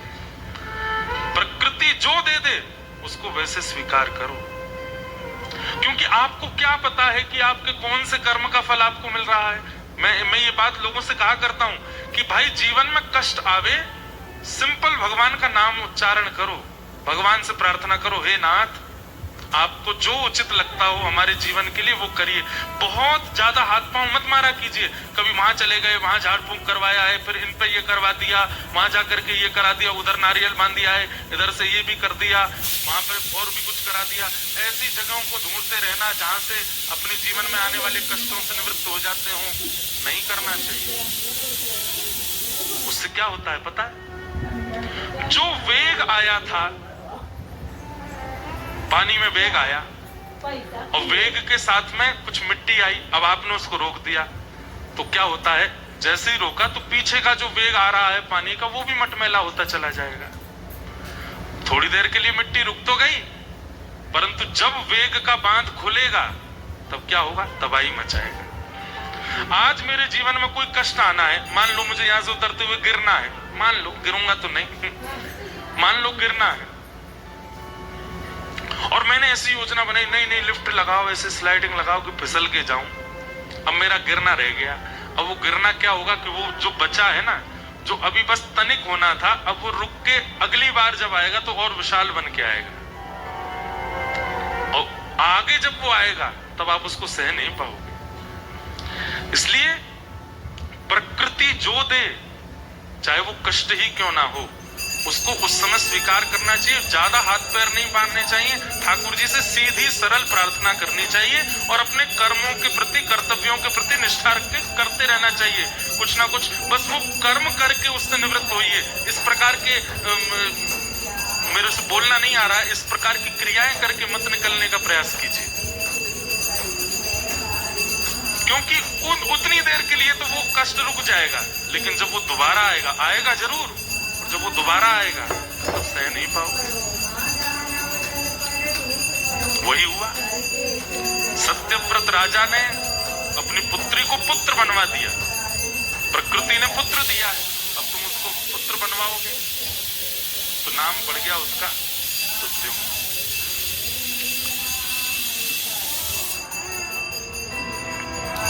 धीरे धीरे बालक बड़ा हुआ, घुड़सवारी करता था, अपने मित्रों के साथ एक दिन कैलाश पर्वत की ओर गया, और कैलाश पर्वत में भी उस खंड में प्रवेश कर गया जहां पर मानवों का प्रवेश करना वर्जित है।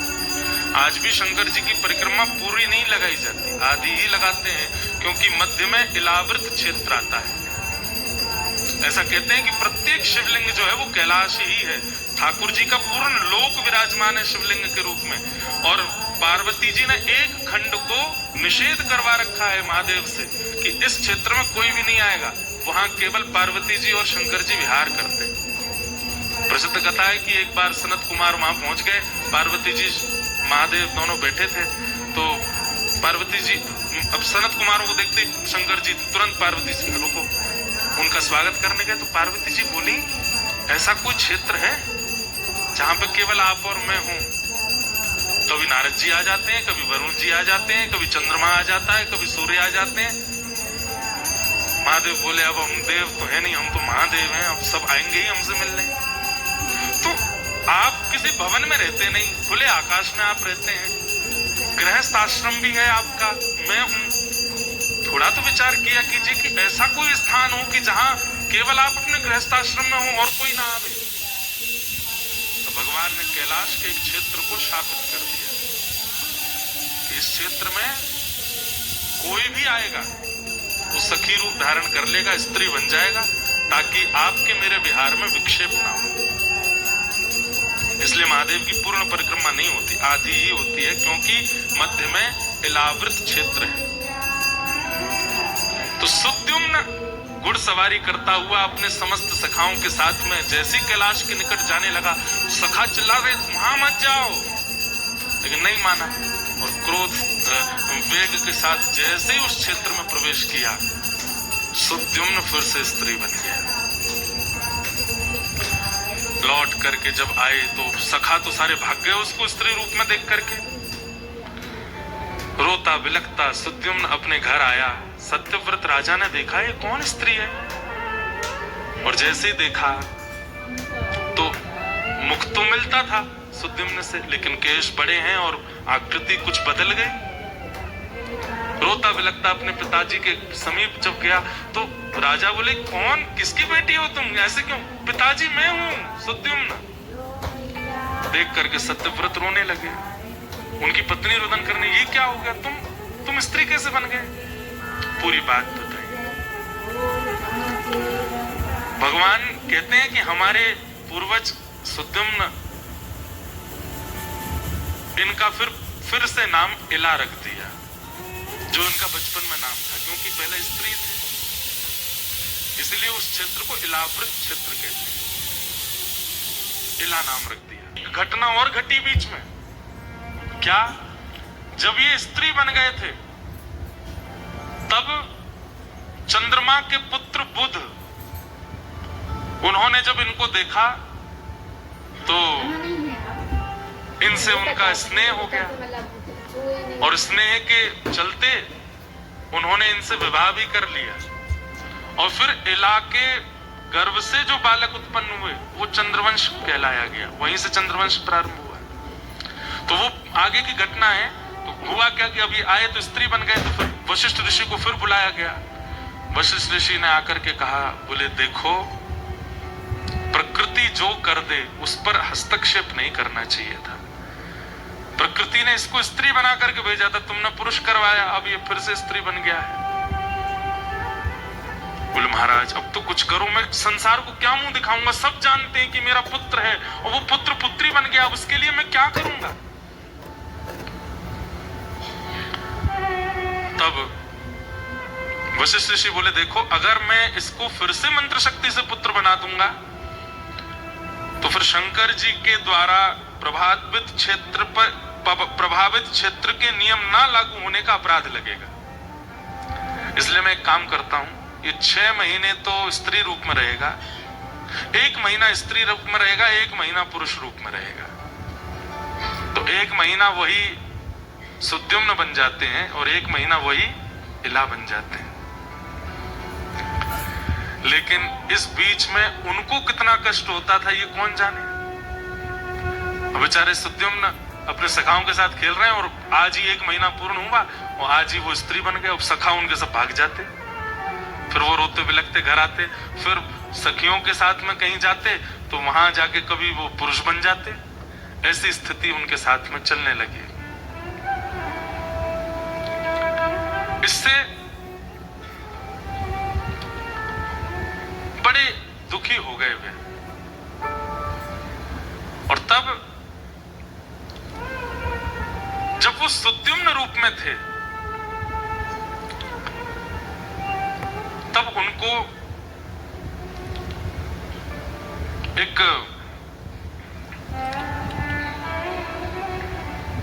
संतान की प्राप्ति हुई जिनको आगे ऐल कहा गया, क्योंकि इला से जो पुत्र जन्मे थे वही चंद्रवंश के प्रथम थे, इसलिए उनका नाम ऐल पड़ा। तो यहाँ सुद्युम्न जो थे ये तो विरक्त हो गए, विरक्त होकर के बस अब स्त्री पुरुष बार बार बनने पर इनको बहुत कष्ट होने लगा और ये निकल पड़े। लेकिन इनके ही इला रूप में जब बुध के द्वारा इनके पुत्र हुए उनको ऐल कहा गया। भगवान कहते हैं वो हमारे वंशज थे। बोले ऐल इतने सुंदर थे चंद्रवंश के प्रथम राजा। और राजा कैसे थे? बोले जहां तक सूर्य की किरण जाती थी वहां तक उनका प्रभाव होता था। उन ऐल के गुण को नारद जी ने जाकर के सुनाया, कहां? स्वर्ग में। बोले भाई आंखें इतनी सुंदर हैं, नासिका इतनी सुंदर है, होठ इतने सुंदर हैं, केश इतने सुंदर हैं, सब कुछ इतना सुंदर है। उनकी सुंदरता का वखान सुनते सुनते स्वर्ग की एक अप्सरा जिसका नाम है उर्वशी, जिसका प्रादुर्भाव स्थान भी बद्रीनाथ है, भगवान की जंघा से उरु से प्रकट हुई है, इसलिए उसका नाम उर्वशी है। कहते हैं इतनी सुंदर है, उर्वशी की उपासना बताते हैं भागवत में, अगर कोई करे तो उसको सुंदरता प्राप्त हो जाती है या सुंदर जीवन साथी मिल जाता है या सुंदर बालक मिलते हैं। उर्वशी की उपासना, ये नारायण पर्वत के बगल में चरण पादुका है, उसके बगल वाला जो पर्वत है वो उर्वशी पर्वत है। तो उर्वशी ने जब सुना इतना सुंदर एक प्राणी है, उसका नाम ऐल है, तो उर्वशी का मन आ गया कि मैं उनसे विवाह करूं। उर्वशी के लिए सब व्याकुल रहते हैं, वो उर्वशी व्याकुल हो गई जिसके लिए। पृथ्वी पर जब उर्वशी आई और उसने ऐल को देखा तो वास्तव में ठाकुर जी कहते हैं उद्धव एक प्रकार से तुम ये समझ लो जैसे मेरा रूप है, जैसे मेरा सौंदर्य है, ऐसे ही हमारे पूर्वज ऐल थे। उनसे उर्वशी को प्रेम हो गया और उर्वशी ने प्रार्थना की, मैं जीवन भर आपकी दासी बन के रहूंगी, जीवन भर आपकी शरणागति रहूंगी, मैं स्वर्ग का त्याग कर दूंगी, मुझसे विवाह कर लीजिए। तब हमारे पूर्वज ऐल ने मन बनाया और उर्वशी के साथ में विवाह किया। धीरे धीरे हमारे पूर्वज जो एल थे, आप लोग समझ रहे हैं ना कथा, बोले उर्वशी का प्रेम तो घटता गया और एल का प्रेम बढ़ता गया उर्वशी के प्रति। विवाह के बाद में उर्वशी का प्रीति तो थोड़ी थोड़ी घटती चली गई, लेकिन एल दिन प्रतिदिन अब उनको प्रेम उर्वशी से होने लगा।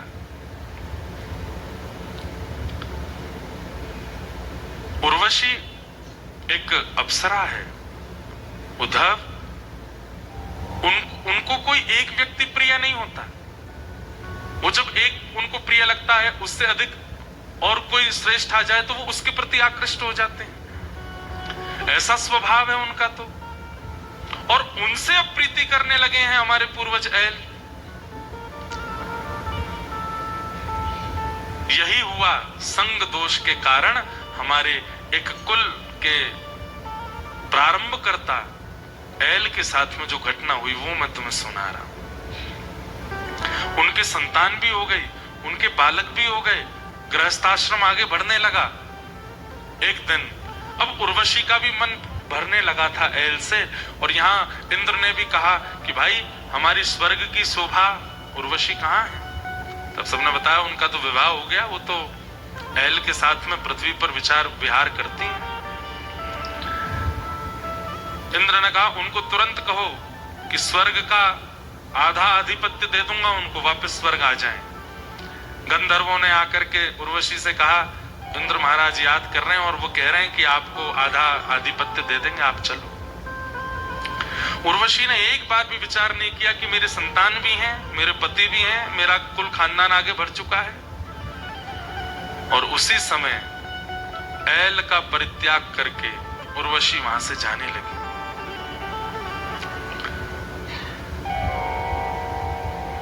एल को जब ये बात पता चली कि अब ये मेरा त्याग करके जा रही हैं, तब एल ने उनके आगे खूब हाथ जोड़े। तुम जैसे कहोगे मैं वैसे रहूंगा, हमारा कुल खानदान वैसे ही चलेगा। देखो कितने सुंदर हमारे बालक हैं, तुम क्यों जा रही हो वापस? और तुम्हें जाना ही था तो तुम आई क्यों थी? मैंने तो नहीं कहा था कि मुझसे विवाह करो, तुमने आकर के प्रस्ताव दिया, और आज जब सब कुछ बढ़िया चल रहा है तो तुम जा रही हो। लेकिन उर्वशी ने एक बार भी उनकी ओर नहीं देखा और बस एक ही रट लगाई कि मैं तो स्वर्ग जाऊंगी, मैं स्वर्ग की हूं, मैं धरती की नहीं, मुझे वहीं रहना है। कहते हैं प्रार्थना करते करते रुदन करने लगे, और रुदन करते करते अंतिम स्थिति में आकर के जब चरण पकड़ लिए कि मत जाओ मुझे छोड़ करके, तब कहते हैं उर्वशी ने अपना पैर हटा लिया झटका देके, और एल महाराज को छोड़ करके वो चली गई। तब एल कहने लगे अहो में मोह विस्तार काम कश्मल चेतस दिव्याग्रहीत कंठस्य नायु खंडाय में स्मृता। तब एल महाराज को अपने ऊपर ग्लानि हुई। जब उर्वशी ने उनको झटक दिया और बिना पीछे मुड़े देखे चलती चली गई, तब एल महाराज अपने मन में विचार करने लगे, अरे मेरे मन, तू कितना काम आसक्त हो गया एक जीव के प्रति कि तू उसके सामने हाथ जोड़ रहा है, चरण पकड़ रहा है, रुदन कर रहा है, हर प्रकार की भावना प्रस्तुत कर रहा है, और वो तुझे दुत्कार करके झटकार करके जा रहा है। इतनी प्रीति, इतना प्रेम, इतना ममत्व और इतनी आसक्ति अगर जीवन बनाने वाले से की होती तो आज वे प्राप्त हो गए होते। आज अपना संपूर्ण जीवन, अपना संपूर्ण सौंदर्य, अपना संपूर्ण ऐश्वर्य नौछावर किया मैंने इसके ऊपर, और ये आज मुझे ऐसे दुत्कार करके जा रही है। यहां पर स्पष्ट शब्द लिखा है, योन्वगच्छं स्त्रियं यान्ति खरवत्पाद ताड़ितः, खरवत्पाद ताड़ितः। अपने पैर से ताड़ना करते हुए उर्वशी चली गई। एल महाराज कहते हैं बहुत अच्छा हुआ। बोले संसार का विषय दो चीजों से निकलेगा चित्त से। कब? बोले या तो सत्संगी व्यक्ति अपने सत्संग के द्वारा उस विषय को दूर कर दे, या फिर वो विषय ही आपको दुत्कार दे, फटकार दे या त्याग दे, तो ही आपका त्याग हो सकता है। अब तो एल महाराज प्रार्थना करने लगे, धन्य भाग्य है, धन्य भाग्य है, धन्यवाद है हे उर्वशी जो तुमने मेरा त्याग किया, मुझे संसार की सत्यता का अनुभव तो हुआ। खरवत पाड़ ताड़िता। गोस्वामी तुलसीदास जी महाराज भी ऐसे ही तुलसीदास बने। वहां पर इतना दुत्कारा तो नहीं गया। कथा तो सबको पता ही है कि गोस्वामी जी पीछे पीछे पहुंच गए थे, अपनी ससुराल में जाकर के पत्नी से ही कहने लगे तुम क्यों छोड़ के चली आई। उसने कह दिया इतना प्रेम राम से किया होता तो राम जी मिल गए होते। अस्थि चर्ममय देह यादृशी प्रीति वर्तते तदृशी यदि रामस्या भव भीम तमांतरे। अस्थि चर्म त्वचा मांस से बने हुए शरीर से तुमने इतना प्रेम किया। रत्नावती कहती है इतनी प्रीति यदि आनंद कंद राम से की होती तो आज मिल गए होते आप। खरवत पाड़ ताड़िता, मतलब एक प्रकार से उन्होंने भी ताड़ा और उसी दिन गोस्वामी तुलसीदास जी प्रकट हो गए। पूरे विश्व को मार्ग दिखाने वाले गोस्वामी जी का प्रादुर्भाव वो भी यहीं से हुआ। कालिदास नाम सुना है सबने, कविराज कालिदास। एक विद्वत्तमा नाम की एक विद्वान स्त्री थी,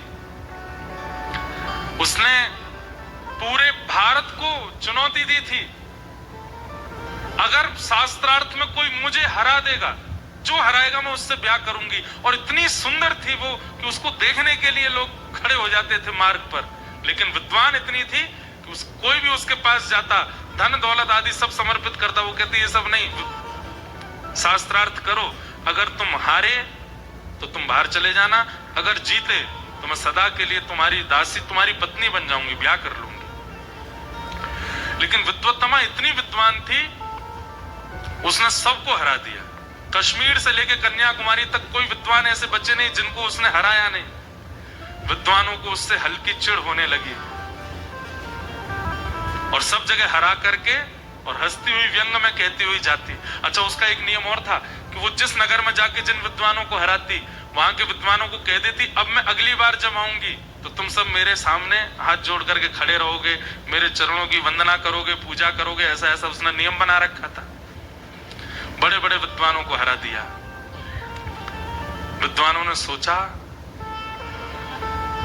अगर इसका ब्याह किसी महामूर्ख से हो जाए तो ही हमको शांति मिलेगी। अब तो इसका ब्याह किसी महामूर्ख से होना चाहिए। ढूंढो, मूर्ख नहीं, महामूर्ख, बिल्कुल बुद्धि से ऐसा हो कि बस कैसे भी कर। बोले ब्याह होगा कैसे? बोले वो होगा कैसे भगवान जाने, हम तो रोज आराधना करेंगे, इसका ब्याह ऐसे से ही हो। इतने ब्राह्मणों का हृदय दुखाया इसने। ब्राह्मण निकल पड़े ढूंढने के लिए कि कहां मिलेगा हमको ऐसा बेगला आदमी। तभी उन्होंने देखा कि एक पेड़ पर एक आदमी डाल काट रहा है और जिस डाल पे बैठा उसी को काट रहा है।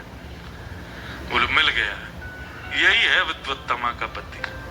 अगर विद्वत्तमा का इससे ब्याह नहीं हुआ तो हम लोगों का जीवन निरर्थक हो जाएगा। हमें जन्म लेके भगवान की प्राप्ति नहीं करनी, बस एक ही काम करना है, इसका ब्याह विद्वत्तमा से हो। उस आदमी को पकड़ करके ले गए और विद्वत्तमा को पत्र लिख करके भेजा कि एक बहुत बड़ा विद्वान मिला है,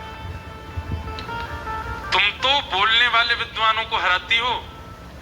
इस विद्वान का नियम है, इसके इशारों को पहले समझ करके अगर तुमने हरा दिया तो ये बात करेगा, नहीं तो इशारों में ये बात करता है, बोलेगा नहीं। बहुत बड़ा विद्वान है, पहले इशारे करेगा, उस इशारे में अगर तुम जीत गई तो तुमसे बात करेगा।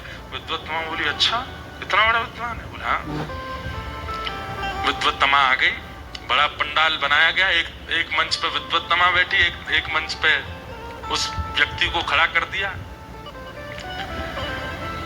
तो बोले प्रारंभ किया जाए शास्त्रार्थ। मौन शास्त्रार्थ, बोलना नहीं है, केवल इशारों से शास्त्रार्थ होगा। तो विद्वत्तमा ने पहला इशारा किया, सामने से जैसे उसने एक किया तो वो जो बैठा था मूर्ख, उसको सब ब्राह्मणों ने कहा, वो कह रही देख तेरे को उंगली दिखा रही है। बोले उंगली दिखा रही है, तुझको उंगली दिखा रही है। तो वो खड़ा हो गया, उसने तो अपनी दो उंगली नहीं बोली, बोले एक नहीं दो तेरी आंख में डाल दूंगा। तो विद्वत्तमा बोली क्या अर्थ था इसका? तो एक ब्राह्मण बोले तुमने क्या कहा था? बोले मैंने कहा एको ब्रह्म द्वितीयो नास्ति। तो तुम्हारे ये क्या बोल रहे हैं? बोले हमारे ये बोल रहे हैं कि बोले एको हम बहुश्याम, भगवान का भी जब मन नहीं लगता तो वो बहुत होने का प्रयास करते हैं। बोले एक नहीं दो, बोले एक परमात्मा दूसरे जीवात्मा, दो से सृष्टि चलती है। सब ताली बजाने लगे, वाह वाह वाह वाह वाह, जीत गया। अगला करो। विद्वत्तमा ने किया तो मूर्ख बोला क्या बोल रही है? बोले यूं करिए तमाचा मारूंगी। तो उस मूर्ख ने मुट्ठी बनाई, बोले तू तमाचा मारेगी, मैं घूसा मारूंगा। तो विद्वत्तमा बोली अब क्या बोले? बोले आपने क्या बोला? बोले मैंने बोला इस सृष्टि में पंचभूत है, पंचभूत है। तुम कहते हो कि एको हम बहुश्याम, एक नहीं भगवान है और जीवात्मा है, दो हैं, पर जीवात्मा तो पंचभूत से बना है। बोले ये क्या कह रहे हैं? बोले ये कह रहे हैं पांचों भूतों को जब एक करके एकाग्र कर दोगे तभी तो परमात्मा की प्राप्ति होगी। सब फिर से ताली बजाने लगे।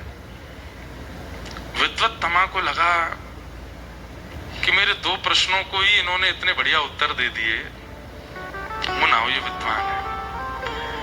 वाक वाणी से जो होगा वो तो मैं बाद में करती रहूंगी, विवाह कर लेती हूं। और विद्वत्तमा राजी हो गई और उस व्यक्ति के साथ उन्होंने विवाह कर लिया। विवाह करने के बाद एक दिन दोनों छत पर जा रहे थे तो विद्वत्तमा चढ़ रही थी ऊपर, उसका वस्त्र बहुत भारी था, तो धीमे धीमे चढ़ रही थी। तो कहना तो था सर्प सर्प सर्प, जल्दी चलो, पर अब ये तो मूर्ख ही थे तो वो सप सप सप सप बोले हैं सप, ये क्या बोले? तब विद्वत्तमा ने दो तीन बातें उनसे करी तो वो तो पता चला कि अरे ये तो विद्वानों ने मेरे साथ छल कर दिया, ये तो कुछ नहीं जानते, इनके साथ मेरा विवाह। प्रेम पास में बांध करके ऊपर ले गई और थोड़ी प्रिय प्रिय बातें करने लगी। और एक कोना था वहां ले जाकर के बोले अच्छा तो तुम मुझे कहाँ घुमाने ले जाओगे? बोले मैं कहाँ खेत में ले चलूंगा तुमको, हमारा खेत है, वहां पे तुमसे न्यार कटवाऊंगा, तुमसे ये करवाऊंगा। वो तो मूर्ख है। अच्छा, बात करते करते किनारे छत पर ले गए और वहां से धक्का दे दिया। जैसे ही नीचे गिरे तो नीचे काली का मंदिर था।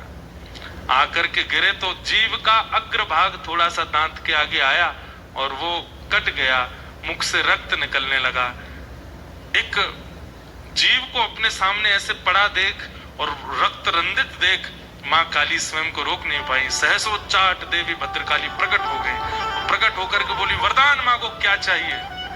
तो कहना तो चाहते थे कि विद्वत्तमा ने मुझको घेरा, विद्वत्तमा, लेकिन जीव कटी होने के कारण विद्वत्तमा स्पष्ट ना निकल करके विद्या दे मां प्रकट हुआ। काली ने हस्त फेर दिया और पूरे विश्व को कालिदास प्राप्त हो गए। वही कालिदास बने। कालिदास कैसे बने? खरवत पाद ताड़िता, जैसे ऐल बने। इसमें आप लोग अर्थ में ये मत लगा लीजिएगा कि जब पत्नी ताड़ना करे तो ही बनेंगे हम कुछ, ऐसा अर्थ नहीं है। यहां पर पत्नी या स्त्री से हमारा संकेत नहीं है, ठाकुर जी का भी संकेत नहीं है। ठाकुर जी संकेत कर रहे हैं विषय का। बोले जब विषय आप विषय के पीछे भाग रहे हो, आप भोग के पीछे भाग रहे हो और वो भोग अपना असली रूप दिखा करके आपको ताड़ित करेगा तो ही जीवन में वैराग्य आएगा, या फिर दूसरा सत्संग से आएगा। खरवत पाद ताड़िता।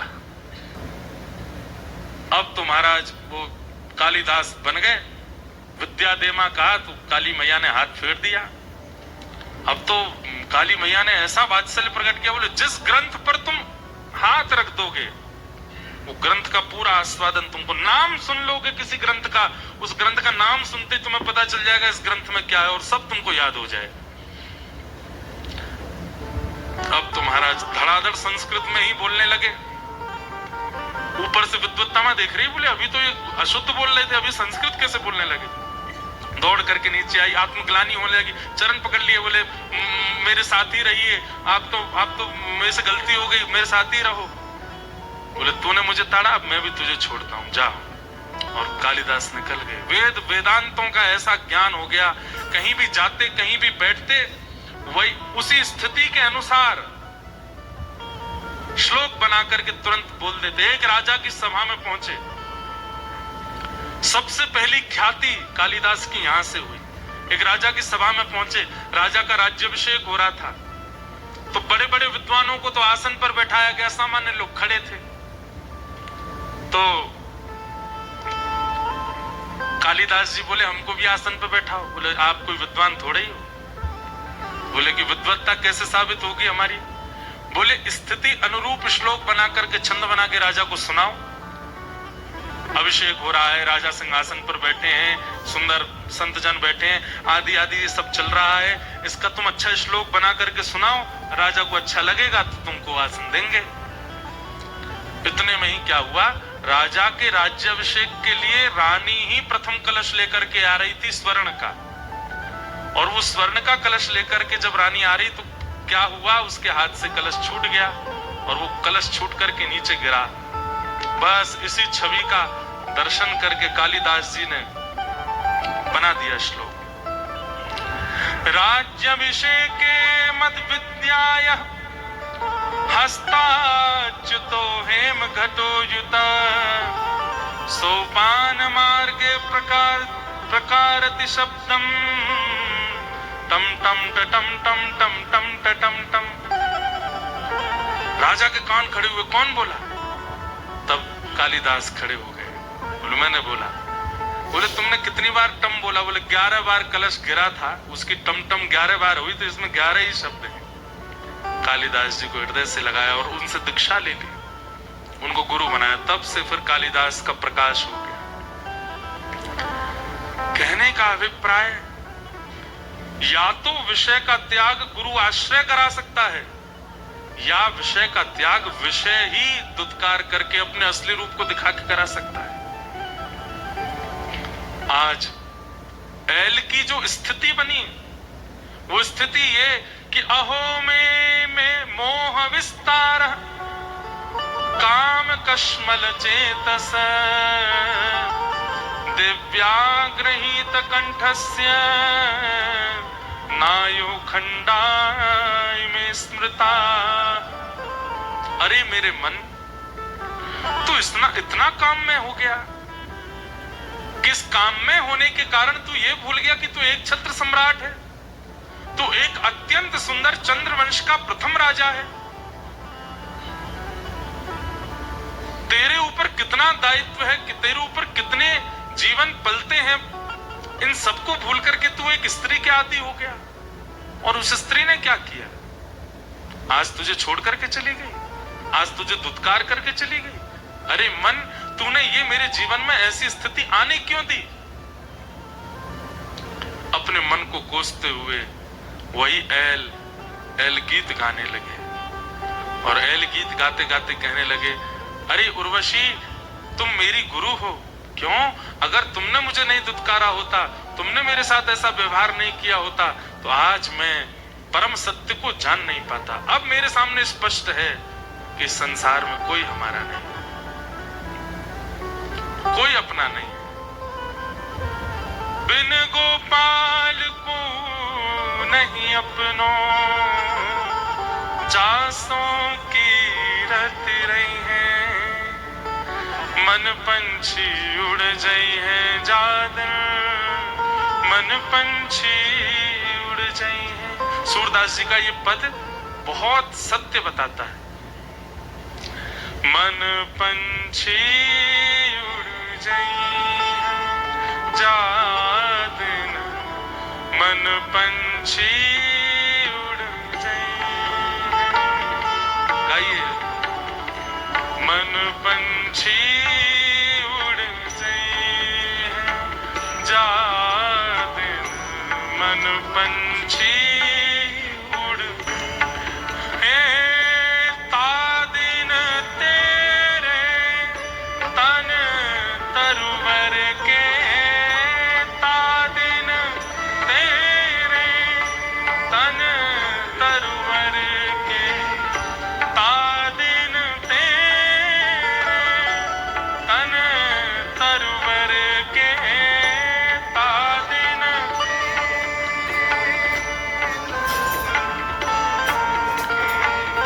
सब ही पात झड़ गई है, सब ही पात झड़।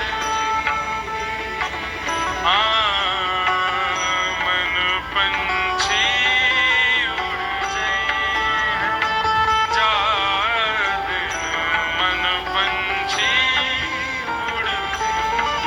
हो जा दिन मन पंछी उड़ जाए, जा दिन मन पंछी उड़ जाए। सूरदास जी कहते हैं,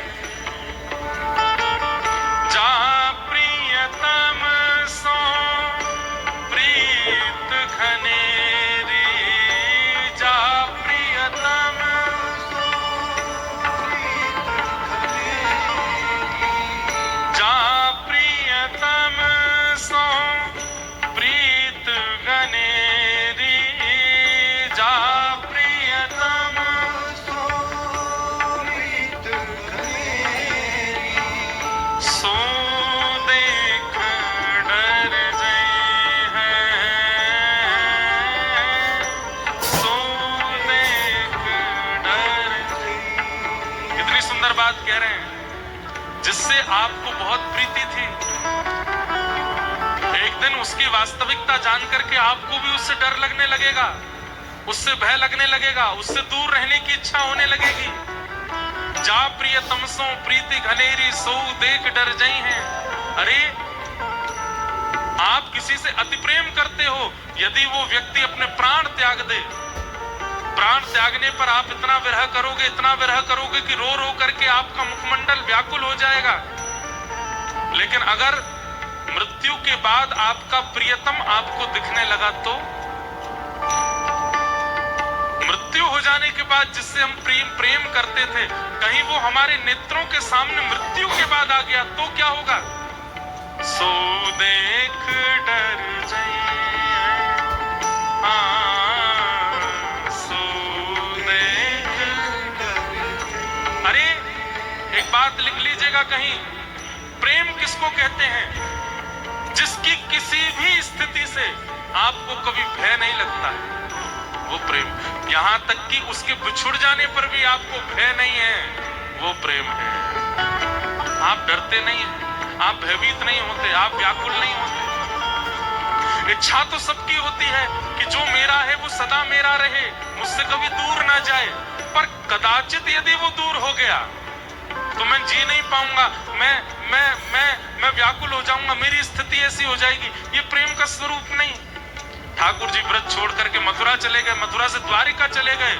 125 वर्ष तक ठाकुर जी लौट करके नहीं आए। 115 वर्ष तक ठाकुर जी लौट करके नहीं आए वृंदावन। लेकिन क्या व्रज की गोपियों का प्रेम टूट गया?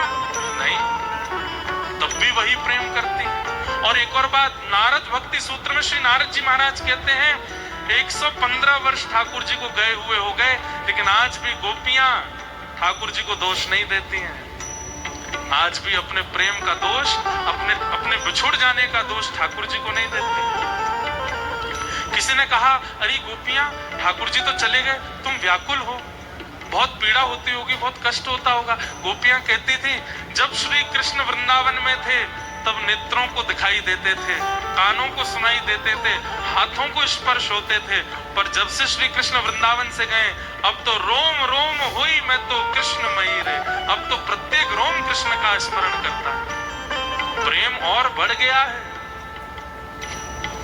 प्रेम विरह नहीं देता। प्रेम विरह तो देता है पर प्रेम डराता नहीं है, प्रेम भयभीत नहीं करता।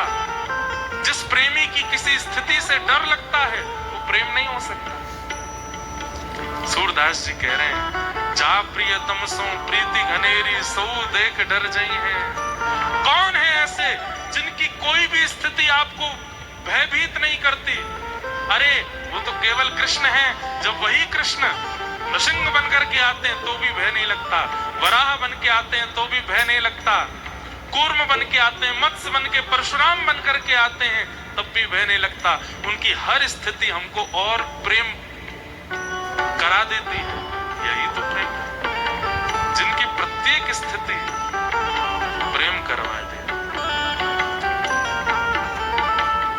मन पंछी उड़ जाए जा दिन, मन पंछी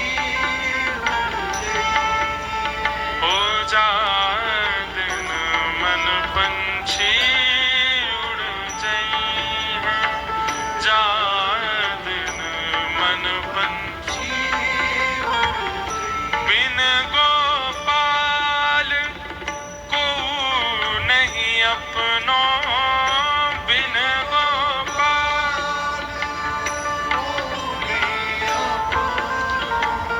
बिन गोपाल को नहीं अपनो, बिन गोपाल जासों की रत रही है, जासों की जा दिन, मन पंछी उड़ जाए जा दिन, मन पंछी उड़ हो जा दिन, मन पंछी उड़ जाए जा दिन, मन पंछी उड़ जाए जा दिन, मन पंछी उड़ जाए।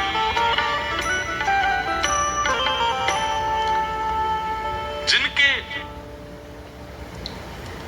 किसी स्थिति से आपको भय लग जाता है वो प्रेम कैसे हो सकता है? जिनका क्रोध भी प्रिय लगता है, जिनका डांट भी प्रिय लगती है, जिनका हर व्यवहार प्रिय लगता है, कहां तक कहें दूर चले जाने पर भी भय नहीं होता चित्त को। विरह होता है, व्याकुलता होती है पर भयभीत नहीं हुए। अब विरह को ही प्रेम मान करके रहने लगे। प्रेम तो उसी को कहते हैं।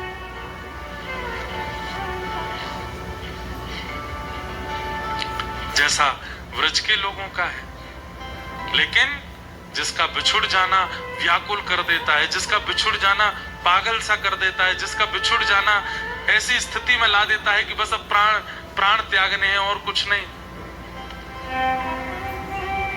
और कहीं ना कहीं भयभीत कर देता है।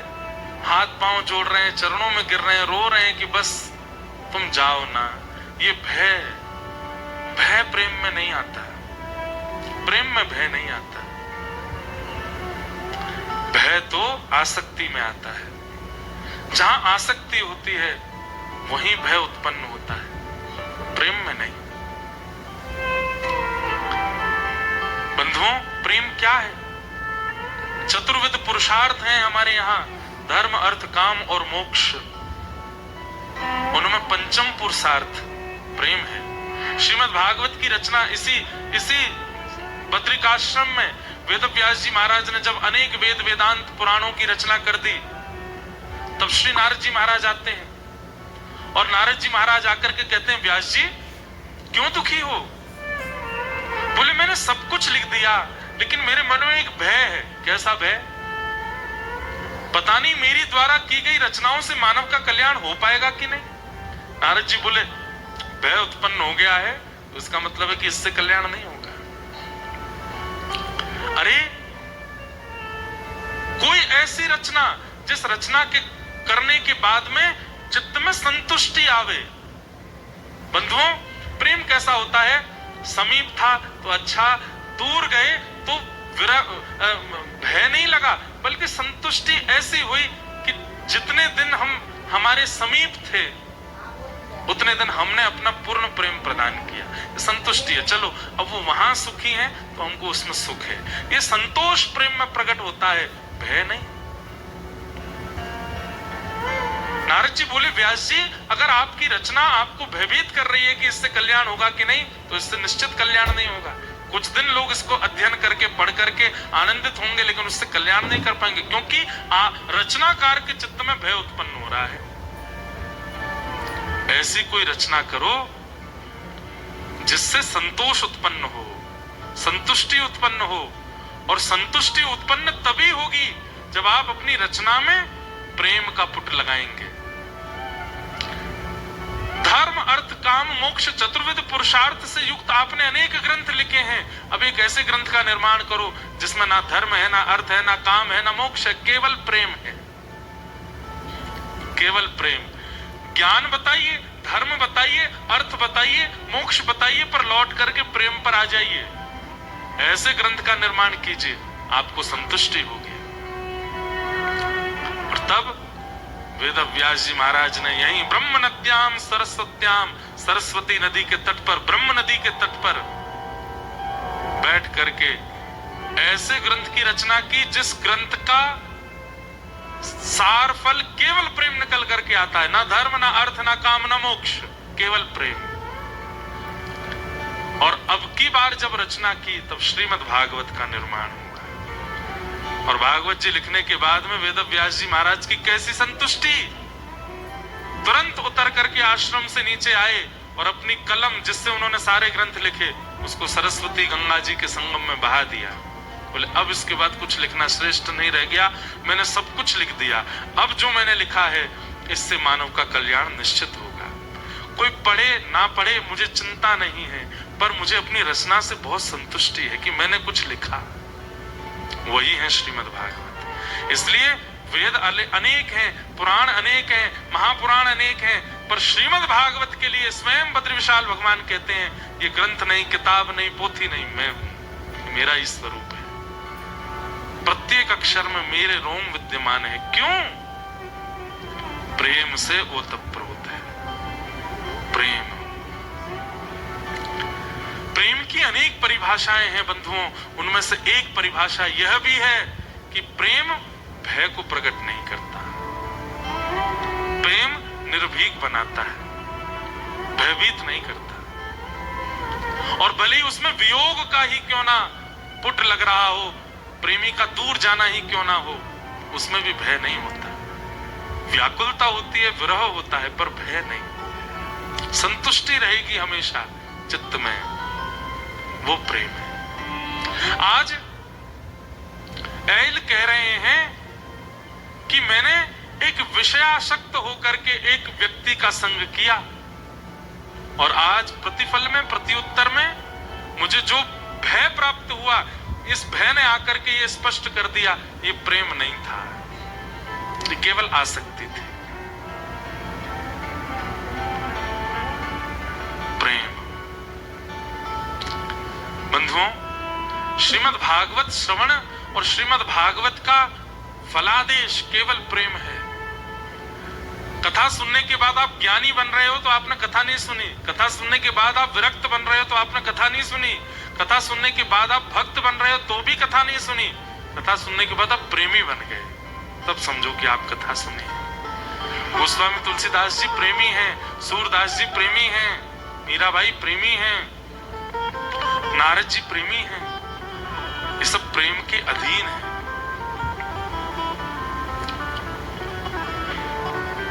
प्रेम।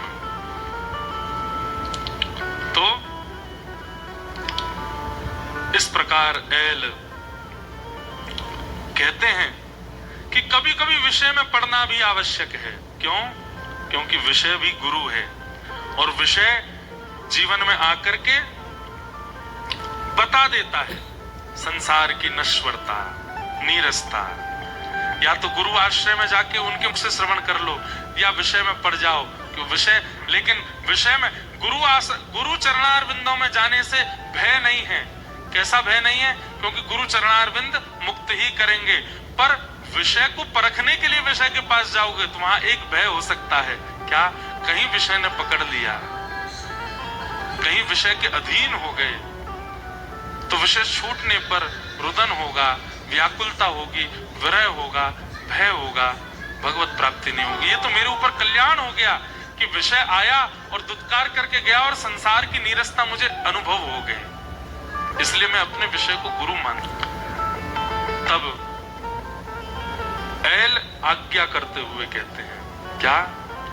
कि तेषु नित्यम महाभाग महाभागेषु मत कथा। मेरी प्रार्थना है सब जनमानस से, क्या? तेषु नित्यम महाभाग, नित्य भगवान का स्मरण करने वाले ऐसे महाभागवतों का संग कीजिए और उनके संग में रह करके और कुछ मत कीजिए। बोले क्या करो? महाभागेषु सत्कथा, महाभागवतों के संग रह करके महाभागवत परमात्मा की कथा सुनिए और किसी भी व्यवहार में उनके साथ मत रहिए। मेरी प्रार्थना है, अगर इस संसार में आकर के अपना कल्याण चाहते हो तो उससे क्या होगा? बोले संभवन्ति हितानृणा जुष्यताम प्रपुनित्यधम। आचार्यों की सन्निधि करने से, महाभक्तों की, महाभागवतों की सन्निधि करने से क्या होगा? संभव ही आप अपना हित कर पाओगे और परमात्मा की प्राप्ति कर पाओगे। ताये शृण्वन्ति गायन्ति यानुमोदन्ति चाटुता मत्परा शब्दधानाश्च भक्तिं विन्दन्ति ते मयि। कितनी सुंदर बात। ताये शृण्वन्ति, सबसे पहले महाभागवतों का संग करो और उनके संग रह करके परमात्मा की कथा श्रवण करो और किसी भी व्यवहार में उनका संग मत करो। इसके लिए सावधान कर रहे हैं। कई लोग कथाकारों के अन्य अन्य भावों से भी आसक्त रहते हैं। नहीं, केवल ठाकुर जी के संबंध की चर्चा और ठाकुर जी के संबंध के भावनाओं से ही उनके समीप रहो। और क्या करो? ताये शृण्वन्ति, उनको सुनो और फिर सुनी हुई बात को गायन्ति, गाइए। अनुमोदति चिंतते, और फिर उसका अनुमोदन करो। अनुमोदन मतलब जीवन में लाने का प्रयास करो। और जो सद्भाव आचार्यों ने बताया, अगर वो चाहने पर भी जीवन में ना आ पावे तो उस सद्भाव का चिंतन करो और विचार करो कि ये मेरे जीवन में क्यों नहीं आ रहा है। अनुमोदन्ति चिंतन्ति मत्परा श्रद्धानाश्च भक्तिं विन्दन्ति ते मयि। मेरे पराधीन हो जाओ। ठाकुर जी के उद्धव, अब भगवान उद्धव से कह रहे हैं मत परा, मेरे अधीन हो जाओ। श्रद्धानाश्च, कैसे? पूरे श्रद्धा के साथ, अश्रद्धा के साथ नहीं। बंधुओं, एक बात हम आपसे कहें, जब व्यक्ति ठाकुर जी की शरणागति लेता है लेकिन शरणागति ले रखी है उसमें श्रद्धा नहीं है, तो कई बार ठाकुर जी की सन्निधि में भी ऐसे ऐसे अनुभव और ऐसे ऐसे भाव प्रकट होने लगते हैं जो नहीं होने चाहिए। कई लोग भगवान की परम सन्निधि में रहते हैं लेकिन काम उनका त्याग नहीं कर पाता। भगवान की परम सन्निधि में रहते हैं पर क्रोध उनका त्याग नहीं कर पाता।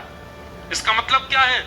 ठाकुर जी के सामीप्य में रहने के बाद भी काम नहीं गया, क्रोध नहीं गया, लोभ नहीं गया, ईर्ष्या नहीं गई, द्वेष नहीं गया। इसका मतलब श्रद्धा नहीं थी चित्त में, केवल ठाकुर जी के पास थे, श्रद्धा नहीं। और थे भी तो किसी अपनी स्वार्थ के कारण थे, मुझे ये दे दो, मुझे वो दे दो, इसलिए थे। नहीं तो ठाकुर जी की सन्निधि क्या करती है? पवित्र करती है। और यदि वो पवित्रता नहीं आ रही है तो इसका मतलब क्या है? श्रद्धा की कमी थी, श्रद्धा नहीं थी चित्त में। संतो दिशन्ति चक्षुंषि बहिरैक समुद्विता देवता बांधवा संतः संत आत्मा हमेव च। संतो दिशन्ति चक्षुंषि, श्रवण करो और नेत्रों से मेरे अनुचर संतों का दर्शन करो, नेत्रों से दर्शन करो। बहिर अर्क समत्विथ, संतों के दर्शन से क्या होगा? बोले बाह्य रूप से दर्शन करने से अंदर का जो चित्त है वो पवित्र होगा। जितना हो सके संत दर्शन करो। देवता बांधवा संत, संत आत्मा हमें वच। देवता हैं, संत हैं, देव हैं, आदि आदि सब हैं, परंतु इनमें जो मेरा गुणानुवाद कहने वाले संत महापुरुष हैं, ये सब मेरी आत्मा है, इनका संग करो। यही संसार की नीरसता और संसार के जड़त्व में तुम्हारे सहायक बनेंगे। एक व्यक्ति ने अपने गुरु से आज्ञा की कि हे गुरुदेव, मुझे आज्ञा दो, मुझे क्या करना चाहिए, मुझे कोई नियम बताओ। तो गुरुदेव के मन में कोई और बात उस समय नहीं आई, उन्होंने सीधे आज्ञा दे दी, तुम नित्य पक्षियों को दाना डाला करो। अब वो व्यक्ति सुनकर के बोला, ये कोई नियम तो नहीं है, आप मुझे नाम जप का नियम देते, गंगा स्नान का नियम देते, ठाकुर जी की सेवा का नियम देते और कोई पाठ का नियम देते, ये कैसा नियम दिया है कि पक्षियों को दाना डालो? गुरुदेव बोले, अब जो नियम मन में आया मैंने बोल दिया, अब तुम जानो, करना हो तो करो। उस व्यक्ति ने कहा कि गुरु आज्ञा में इतनी सामर्थ्य है, सब जगह बोलते हैं, करके दिखता हूं, ठाकुर जी मिलेंगे कि नहीं। नित्य पक्षियों को दाना डालने लगा। एक दिन, 2 दिन, 1 महीना, 10 महीना, 1 वर्ष, 2 वर्ष, 4 वर्ष, 5 वर्ष बीतते चले गए। नित्य बेनागा होकर के पक्षियों को दाना डालता था। पहले 50 पक्षी आते थे, फिर 100 होने लगे, 150 होने लगे, 1000 होने लगे, 10,000 होने लगे, अब तो लाखों की तादाद तक पक्षी। श्री वृंदावन में प्रिया जी ठाकुर जी से कहती हैं कि नित्य विहार को समय है गयो है, मेरो मन है कि आज यमुना जी में हंस विहार को दर्शन करूं, हंस विहार करें। तो वृंदावन नित्य हमको जैसा दिखता है, उसके अलावा वृंदावन अंदरूनी रूप से प्रिया प्रियतम की लीला आज भी वहां चलती है। आज भी ठाकुर जी कुछ ना कुछ योजना बनाते हैं। तो ठाकुर जी बोले, अब हंस कहां ते बुलाऊं, हंस तो मुंह को मानसरोवर तो बुलवाने पड़ेंगे। बोले बुलवाओ। हंसों को आज्ञा करी, तुरंत वृंदावन आओ, यमुना विहार में श्री जी को दर्शन करना है। हंस, उनको संकेत प्राप्त हुआ, कैलाश मानसरोवर से हंस उड़ करके वृंदावन की ओर जा रहे थे, और तभी वो नीचे देखते हुए जा रहे थे कि एक जगह असंख्य पक्षी दाना चुग रहे हैं। बोले भैया, पक्षी तो बहुत देखे, पर इतने पक्षी समाज एक स्थान पर खड़े होकर के और जो है दाना चुग रहे हैं, देखें तो सही क्या है। नीचे आकर के देखा, बोले इतना बड़ा पक्षियों का प्रेमी कौन है। जब पक्षी वहां से गए तो दोनों हंस प्रकट हो गए। उसने प्रणाम किया, बोले कि महाराज आप इतने सुंदर, इतने आकर्षक लग रहे हैं, आप कौन हैं? बोले हम मानसरोवर के हंस हैं। बोले अरे, मैंने तो सुना मानसरोवर में उनके दर्शन नहीं होते, आप मेरे घर पर आ गए दर्शन देने। अरे मैंने तो अपने आचार्य के से कहा था कि आप मुझे नियम दीजिए ताकि मुझे भगवत प्राप्ति हो। चलो, भगवत प्राप्ति तो नहीं हुई, पर आज हंस दर्शन तो हो गए। हंस बोले, तुम पक्षियों को दाना किस भाव से खिलाते हो? बोले कि मेरे आचार्य ने आज्ञा की कि इससे तुमको भगवत दर्शन होंगे। अच्छा, तुम भगवत दर्शन की भावना से गुरु आज्ञा मान के पक्षियों की सेवा करते? बोले जी। हंस प्रसन्न हो गए, बोले तुमने अपने गुरु के प्रति इतनी निष्ठा रखी, इतना भाव रखा।